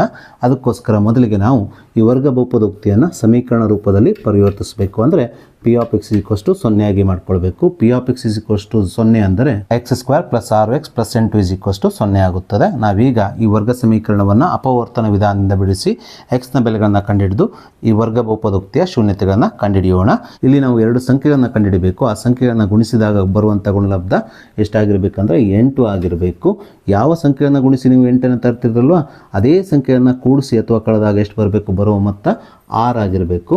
ಆ ಸಂಖ್ಯೆಗಳೆಂದರೆ 2 ಮತ್ತು 4 ಆಗಿದೆ. ಯಾಕೆಂದರೆ ಈ 2 ಮತ್ತು 4 ಕೂಡಿಸಿದಾಗ ಬರುವ ಮೊತ್ತ 6. ಅದೇ ರೀತಿ 2 ಮತ್ತು 4 ಗುಣಿಸಿದಾಗ ಬರುವಂಥ ಗುಣಲಬ್ಧ ಎಷ್ಟು, 8. ಸೊ ಹೀಗೆ ನಾವು ಆ ಸಂಖ್ಯೆಗಳನ್ನು ಪಡೆದುಕೊಂಡ ನಂತರ ನಾವೀಗ ಈ ವರ್ಗ ಸಮೀಕರಣವನ್ನು ನೇರವಾಗಿ 2 ಅಪವರ್ತನಗಳ ಗುಣಲಬ್ಧವಾಗಿ ಬರೆಯಬಹುದು. ಯಾಕಂದರೆ ಇಲ್ಲಿ ಎಕ್ಸ್ ವರ್ಗದ ಸಹಗುಣಕ ಎಷ್ಟಿದೆ, 1 ಇದೆ. ಹಾಗಾಗಿ ನೇರವಾಗಿ ಈ ವರ್ಗ ಸಮೀಕರಣವನ್ನು 2 ಅಪವರ್ತನಗಳ ಗುಣಲಬ್ಧವಾಗಿ ನಾವೀಗ ಬರೆಯೋಣ. ಈ ಮೊದಲನೇ ಅಪವರ್ತನದಲ್ಲಿ ಮೊದಲನೇ ಪದವನ್ನು ಎಕ್ಸ್ ಆಗಿ, ಎರಡನೇ ಪದವನ್ನು ಇಲ್ಲಿರುವ ಒಂದು ಸಂಖ್ಯೆ ಪ್ಲಸ್ 2 ಆಗಿ ತೆಗೆದುಕೊಳ್ಳೋಣ. ಹಾಗೆ ಈ ಎರಡನೇ ಅಪವರ್ತನದಲ್ಲಿ ಮೊದಲನೇ ಪದ ಯಾವ ತೆಗೆದುಕೊಂಡಿದ್ದೇವೆ, ಎಕ್ಸ್ ಅಲ್ವಾ, ಎಕ್ಸನ್ನೇ ತೆಗೆದುಕೊಳ್ಬೇಕು. ಇಲ್ಲಿ ಎರಡನೇ ಪದವಾಗಿ ಇಲ್ಲಿರುವಂಥ ಎರಡನೇ ಸಂಖ್ಯೆ ಪ್ಲಸ್ 4 ಬರೆದುಕೊಳ್ಳಬೇಕು. ಹೀಗೆ ಬರೆದುಕೊಂಡಾಗ ಇದರ ಮುಂದಿನ ಹಂತ ಏನಾಗ್ತದೆ, X plus 2 into x plus 4 ಆಗುತ್ತದೆ ಇಸ್ ಈಕ್ವಲ್ಸ್ ಟು 0. ಸೊ ಮುಂದಿನ ಹಂತದಲ್ಲಿ ಇವೆರಡೂ ಅಪವರ್ತನಗಳನ್ನು ಪ್ರತ್ಯೇಕವಾಗಿ 0ಗೆ ಸಮಗೊಳಿಸಿ 2 ಸಮೀಕರಣಗಳನ್ನು ಮಾಡಿಕೊಂಡು ಎಕ್ಸ್ನ ಬೆಲೆಗಳನ್ನು ಕಂಡುಹಿಡಿಯಬೇಕು. ಸೊ ಮೊದಲಿಗೆ ನಾವು x plus 2 is equals to 0 ಆಗಿ ಮಾಡಿಕೊಳ್ಳೋಣ. ಇದೇ ರೀತಿ ಮತ್ತೊಂದು ಅಪವರ್ತನ x plus 4 is equals to 0 ಅಂತ ಮಾಡಿಕೊಳ್ಬೇಕು. ಮುಂದಿನ ಹಂತದಲ್ಲಿ ಈ ಸಮೀಕರಣಗಳನ್ನು ಬಿಡಿಸಬೇಕು. ಇಲ್ಲಿ ನಾವು ಪ್ಲಸ್ 2 ಬಲಭಾಗಕ್ಕೆ ಸ್ಥಳಾಂತರಿಸಿದಾಗ -2 ಆಗುತ್ತದೆ. ಅದೇ ರೀತಿ ಈ ಸಮೀಕರಣದಲ್ಲಿ ಎಕ್ಸ್ನ ಬೆಲೆ ಎಷ್ಟಾಗ್ತದೆ ಅಂದರೆ -4 ಆಗ್ತದೆ. ಯಾಕಂದರೆ ಪ್ಲಸ್ 4 ಬಲಭಾಗಕ್ಕೆ ಹೋದಾಗ -4 ಆಗೋದ್ರಿಂದ ಇಲ್ಲಿ ಎಕ್ಸ್ನ ಬೆಲೆಗಳು -2 ಮತ್ತು -4 ಆಗುತ್ತದೆ. ಈ ಎಕ್ಸ್ನ ಬೆಲೆಗಳೇ ಈ ಬಹುಪದೋಕ್ತಿಯ ಶೂನ್ಯತೆಗಳಾಗಿರೋದ್ರಿಂದ ಇಲ್ಲಿ ಶೂನ್ಯತೆಗಳು -2 ಮತ್ತು -4 ಆಗುತ್ತದೆ. ಆದರೆ ಶೂನ್ಯತೆಗಳನ್ನು ನಾವು ಆಲ್ಫಾ ಮತ್ತು ಬೀಟಾ ಸಂಕೇತಾಕ್ಷರದಿಂದ ಸೂಚಿಸೋದ್ರಿಂದ ಇಲ್ಲಿ ಶೂನ್ಯತೆಗಳು ಎಕ್ಸ್ನ ಬೆಲೆ -2 ಅಂದರೆ ಆಲ್ಫಾ ಇಸ್ ಈಕ್ವಲ್ಸ್ ಟು -2 ಮತ್ತು ಬೀಟಾ ಎಕ್ಸ್ನ ಮತ್ತೊಂದು ಬೆಲೆ -4 ಆಗುತ್ತದೆ. ಅಂದರೆ ಶೂನ್ಯತೆಗಳು ಇಲ್ಲಿ ಆಲ್ಫಾ -2 ಮತ್ತು ಬೀಟಾ -4 ಆಗುತ್ತದೆ. ಹೀಗೆ ನಾವು ಪ್ರಶ್ನೆಯಲ್ಲಿ ಕೇಳಿರುವ ಮತ್ತೊಂದು ಉಪಪ್ರಶ್ನೆ ಬಹುಪದೋಕ್ತಿಯ ಶೂನ್ಯತೆಗಳನ್ನು ಕಂಡುಹಿಡಿದ ನಂತರ ನಾವೀಗ ಪ್ರಶ್ನೆಯಲ್ಲಿ ಕೇಳಿರುವ ಮೂರನೇ ಉಪಪ್ರಶ್ನೆ ಈ ಶೂನ್ಯತೆಗಳು ಹಾಗೂ ಈ ಬಹುಪದೋಕ್ತಿಯ ಸಹಗುಣಕಗಳ ನಡುವಿನ ಸಂಬಂಧವನ್ನು ನಾವೀಗ ತಾಳೆ ನೋಡೋಣ. ಈ ಶೂನ್ಯತೆಗಳು ಹಾಗೂ ಈ ಬಹುಪದೋಕ್ತಿಯ ಸಹಗುಣಕಗಳ ನಡುವಿನ ಸಂಬಂಧವನ್ನು ನಾವು ತಾಳೆ ನೋಡಬೇಕಾದ್ರೆ ಮೊದಲಿಗೆ ಈ ಬಹುಪದೋಕ್ತಿಯಲ್ಲಿರುವ ಎಕ್ಸ್ ವರ್ಗದ ಸಹಗುಣಕ ಎನ ಬೆಲೆ, ಎಕ್ಸ್ನ ಸಹಗುಣಕ ಬಿನ ಬೆಲೆ ಹಾಗೂ ಸ್ಥಿರಾಂಕ ಸಿನ ಬೆಲೆಗಳನ್ನು ಬರೆದುಕೊಳ್ಳಬೇಕು. ಇಲ್ಲಿ ಎಕ್ಸ್ ವರ್ಗದ ಸಹಗುಣಕ 1 ಆಗಿರೋದ್ರಿಂದ ಎ ಇಸ್ ಈಕ್ವಲ್ಸ್ ಟು 1, ಎಕ್ಸ್ನ ಸಹಗುಣಕ 6 ಆಗಿರೋದ್ರಿಂದ ಬಿ ಇಸ್ ಈಕ್ವಲ್ಸ್ ಟು 6 ಆಗುತ್ತದೆ. ಅದೇ ರೀತಿ ಸ್ಥಿರಾಂಕ ಸಿನ ಬೆಲೆ 8 ಆಗಿರೋದ್ರಿಂದ ಸಿ ಇಸ್ ಈಕ್ವಲ್ಸ್ ಟು 8 ಆಗುತ್ತದೆ. ಸೊ ಹೀಗೆ ನಾವು ಈ ಬಹುಪದೋಕ್ತಿಯ ಸಹಗುಣಕಗಳನ್ನು ಬರೆದುಕೊಂಡ ನಂತರ ನಾವೀಗ ಈ ಪ್ರಶ್ನೆಯಲ್ಲಿ ಕೇಳಿರುವಂಥ ಈ ಬಹುಪದೋಕ್ತಿಯ ಶೂನ್ಯತೆಗಳು ಹಾಗೂ ಸಹಗುಣಕಗಳ ನಡುವಿನ ಸಂಬಂಧವನ್ನು ಶೂನ್ಯತೆಗಳ ಮೊತ್ತ ಮತ್ತು ಗುಣಲಬ್ಧದ ಸೂತ್ರದ ಸಹಾಯದಿಂದ ತಾಳೆ ನೋಡೋಣ. ಶೂನ್ಯತೆಗಳ ಮೊತ್ತವನ್ನು ಕಂಡುಹಿಡಿಯುವ ಸೂತ್ರ alpha plus beta is equals to -b ಭಾಗಿಸು a ಎಂಬುದು ನಮಗೆ ತಿಳಿದಿದೆ. ಈ ಸೂತ್ರದಲ್ಲಿ ನಾವೀಗ ಆಲ್ಫಾ, ಬೀಟಾ, ಬಿ ಮತ್ತು ಎನ ಬೆಲೆಗಳನ್ನು ಆದೇಶಿಸಿ ಶೂನ್ಯತೆಗಳು ಹಾಗೂ ಸಹಗುಣಕಗಳ ನಡುವಿನ ಸಂಬಂಧವನ್ನು ತಾಳೆ ನೋಡೋಣ. ಆಲ್ಫಾದ ಬೆಲೆ ಎಷ್ಟಿದೆ, -2 ಇದೆ. -2 ಬರೆದುಕೊಳ್ಳೋಣ. ಪ್ಲಸ್ ಬೀಟಾದ ಬೆಲೆ ಎಷ್ಟಿದೆ, -4 ಇದೆ. ಪ್ಲಸ್ ಹಾಕ್ಕೊಂಡು ಇಲ್ಲಿ ಬ್ರ್ಯಾಕೆಟನ್ನು ಹಾಕ್ಕೊಂಡು ಬ್ರ್ಯಾಕೆಟ್ನ ಒಳಗಡೆ ಬೀಟಾದ ಬೆಲೆಯನ್ನು ಬರೆದುಕೊಳ್ಬೇಕು, -4 ಬರೆಯಬೇಕು. So is equals to minus ಚಿಹ್ನೆಯನ್ನು ಇದ್ದಾಗೆ ಹಾಕಿಕೊಳ್ಳಿ. ಬಿನ ಬೆಲೆ 6 ಇರೋದ್ರಿಂದ ನೇರವಾಗಿ 6 ಬರೆಯಿರಿ. ಭಾಗಿಸು ಎನ ಬೆಲೆ ಎಷ್ಟಿದೆ, 1 ಇದೆ. ಛೇದದಲ್ಲಿ 1 ಬರೆಯಿರಿ. ಸೊ ಮುಂದಿನ ಹಂತದಲ್ಲಿ -2 ಇದ್ದಾಗೆ ಬರೆದುಕೊಳ್ರಿ. -ಇಂಟು ಪ್ಲಸ್ ಅಥವಾ ಪ್ಲಸ್ ಇಂಟು ಮೈನಸ್ ಆಗೋದ್ರಿಂದ ಇದು -4 ಆಗುತ್ತದೆ. ಈಸ್ ಈಕ್ವಲ್ಸ್ ಟು -6 ಇದ್ದಾಗೆ ಬರೆದುಕೊಳ್ಳೋಣ. ಛೇದದಲ್ಲಿ 1 ಬರೆಯುವ ಅಗತ್ಯ ಇಲ್ಲ. ಸೊ -2 -4 -6 ಆಗುತ್ತದೆ. Is equals to -6. ಇಲ್ಲಿ ನೀವು ಗಮನಿಸಬಹುದು ಶೂನ್ಯತೆಗಳ ಮೊತ್ತ ಆಲ್ಫಾ ಮತ್ತು ಬೀಟಾದ ಬೆಲೆ, ಅದೇ ರೀತಿ ಸಹಗುಣಕಗಳ ಅನುಪಾತ -b ಭಾಗಿಸು ಎದ ಬೆಲೆ ಎರಡೂ ಏನಾಗಿದೆ, ಸಮನಾಗಿದೆ. ಇದರಿಂದ ನಾವೇನು ತೀರ್ಮಾನಿಸ್ಬೋದು ಅಂದರೆ ಇಲ್ಲಿ ಶೂನ್ಯತೆಗಳ ಮೊತ್ತದ ಸಹಾಯದಿಂದ ಶೂನ್ಯತೆಗಳು ಹಾಗೂ ಸಹಗುಣಕಗಳ ನಡುವಿನ ಸಂಬಂಧ ಏನಾಗಿದೆ, ತಾಳೆ ಹೊಂದಿದೆ ಅಂತ ನಾವು ತೀರ್ಮಾನಿಸಬಹುದು. ಇದೇ ರೀತಿಯಾಗಿ ನಾವು ಶೂನ್ಯತೆಗಳ ಗುಣಲಬ್ಧದ ಸೂತ್ರದ ಸಹಾಯದಿಂದ ಶೂನ್ಯತೆಗಳು ಮತ್ತು ಸಹಗುಣಕಗಳ ನಡುವಿನ ಸಂಬಂಧವನ್ನು ತಾಳೆ ನೋಡಬೇಕು. ಅದಕ್ಕೋಸ್ಕರ ನಾನಿಲ್ಲಿ ಶೂನ್ಯತೆಗಳ ಗುಣಲಬ್ಧದ ಸೂತ್ರ alpha into beta is equals to c ಭಾಗಿಸು ಎ ಅಂತ ಬರೆದುಕೊಂಡಿದ್ದೇನೆ. ನಾವೀಗ ಈ ಸೂತ್ರದಲ್ಲಿ ಆಲ್ಫಾ, ಬೀಟಾ, ಸಿ ಮತ್ತು ಎನ ಬೆಲೆಗಳನ್ನು ಆದೇಶಿಸೋಣ. ಆಲ್ಫಾದ ಬೆಲೆ -2 ಇಂಟು ಬೀಟಾದ ಬೆಲೆ ಎಷ್ಟಿದೆ -4 ಆದೇಶಿಸೋಣ. ಇಸ್ ಈಕ್ವಲ್ಸ್ ಟು ಸಿನ ಬೆಲೆ ಎಷ್ಟಿದೆ 8 ಇದೆ, 8 ಇಲ್ಲಿ ಬರೆದುಕೊಳ್ಳೋಣ. ಭಾಗಿಸು ಎನ ಬೆಲೆ ಎಷ್ಟಿದೆ 1 ಇದೆ, ಛೇದದಲ್ಲಿ 1 ಎ ಸ್ಥಾನದಲ್ಲಿ ಬರೆದುಕೊಳ್ಳೋಣ. ಸೊ ಮುಂದಿನ ಹಂತದಲ್ಲಿ ಇದನ್ನು ನಾವೀಗ ಸಂಕ್ಷೇಪಿಸಬೇಕು. ಮೈನಸ್ ಇಂಟು ಮೈನಸ್ ಪ್ಲಸ್ 2 8 ಆಗುತ್ತದೆ. ಇಸ್ ಈಕ್ವಲ್ಸ್ ಟು ಇಲ್ಲಿ 8/1 ಅಂತ ಇದೆ. 8/1 ಅಂದರೆ 8 ಆಗೋದ್ರಿಂದ ಇಲ್ಲಿ ನೀವು ಗಮನಿಸ್ಬೋದು ಆಲ್ಫಾ ಇಂಟು ಬೀಟಾದ ಬೆಲೆ 8, ಸಿ ಭಾಗಿಸು ಎನ ಬೆಲೆಯು 8 ಆಗಿರೋದ್ರಿಂದ ಇಲ್ಲಿ ಶೂನ್ಯತೆಗಳು ಹಾಗೂ ಸಹಗುಣಕಗಳ ನಡುವಿನ ಸಂಬಂಧ ಏನಾಗಿದೆ, ತಾಳೆ ಹೊಂದಿದೆ. ಸೊ ಹೀಗೆ ನಾವು ಕೊಟ್ಟಂಥ ಪ್ರಶ್ನೆ 5 ಮಾರ್ಕ್ಸಿನ ಪ್ರಶ್ನೆಗೆ ಉತ್ತರಿಸಿ ಸುಲಭವಾಗಿ 5 ಮಾರ್ಕ್ಸನ್ನು ಪಡೆಯಬಹುದು. ಮೈನಸ್ ಇಂಟು ಮೈನಸ್ ಪ್ಲಸ್ 2 8 ಆಗುತ್ತದೆ. ಇಸ್ ಈಕ್ವಲ್ಸ್ ಟು 8/1 ಅಂದರೆ 8 ಆಗುತ್ತದೆ. ಸೊ ಇಲ್ಲಿ ಸ್ಪಷ್ಟವಾಗಿ ನಾವೇನು ಕಾಣ್ತಾ ಇದ್ದೇವೆ ಅಂದರೆ ಶೂನ್ಯತೆಗಳ ಗುಣಲಬ್ಧದ ಬೆಲೆ 8 ಹಾಗೆ ಸಹಗುಣಕಗಳ ಅನುಪಾತದ ಬೆಲೆ 8. ಅಂದರೆ ಇಲ್ಲಿ ಶೂನ್ಯತೆಗಳು ಹಾಗೂ ಸಹಗುಣಕಗಳ ನಡುವಿನ ಸಂಬಂಧ ಏನಾಗಿದೆ ಅಂದರೆ ತಾಳೆ ಹೊಂದಿದೆ. ಸೊ ಹೀಗೆ ನಾವು ಕೊಟ್ಟಂಥ 5 ಮಾರ್ಕ್ಸಿನ ಪ್ರಶ್ನೆಗೆ ಅತ್ಯಂತ ಸುಲಭವಾಗಿ ಉತ್ತರಿಸಿ 5 ಮಾರ್ಕ್ಸನ್ನು ಪಡೆಯಬಹುದು.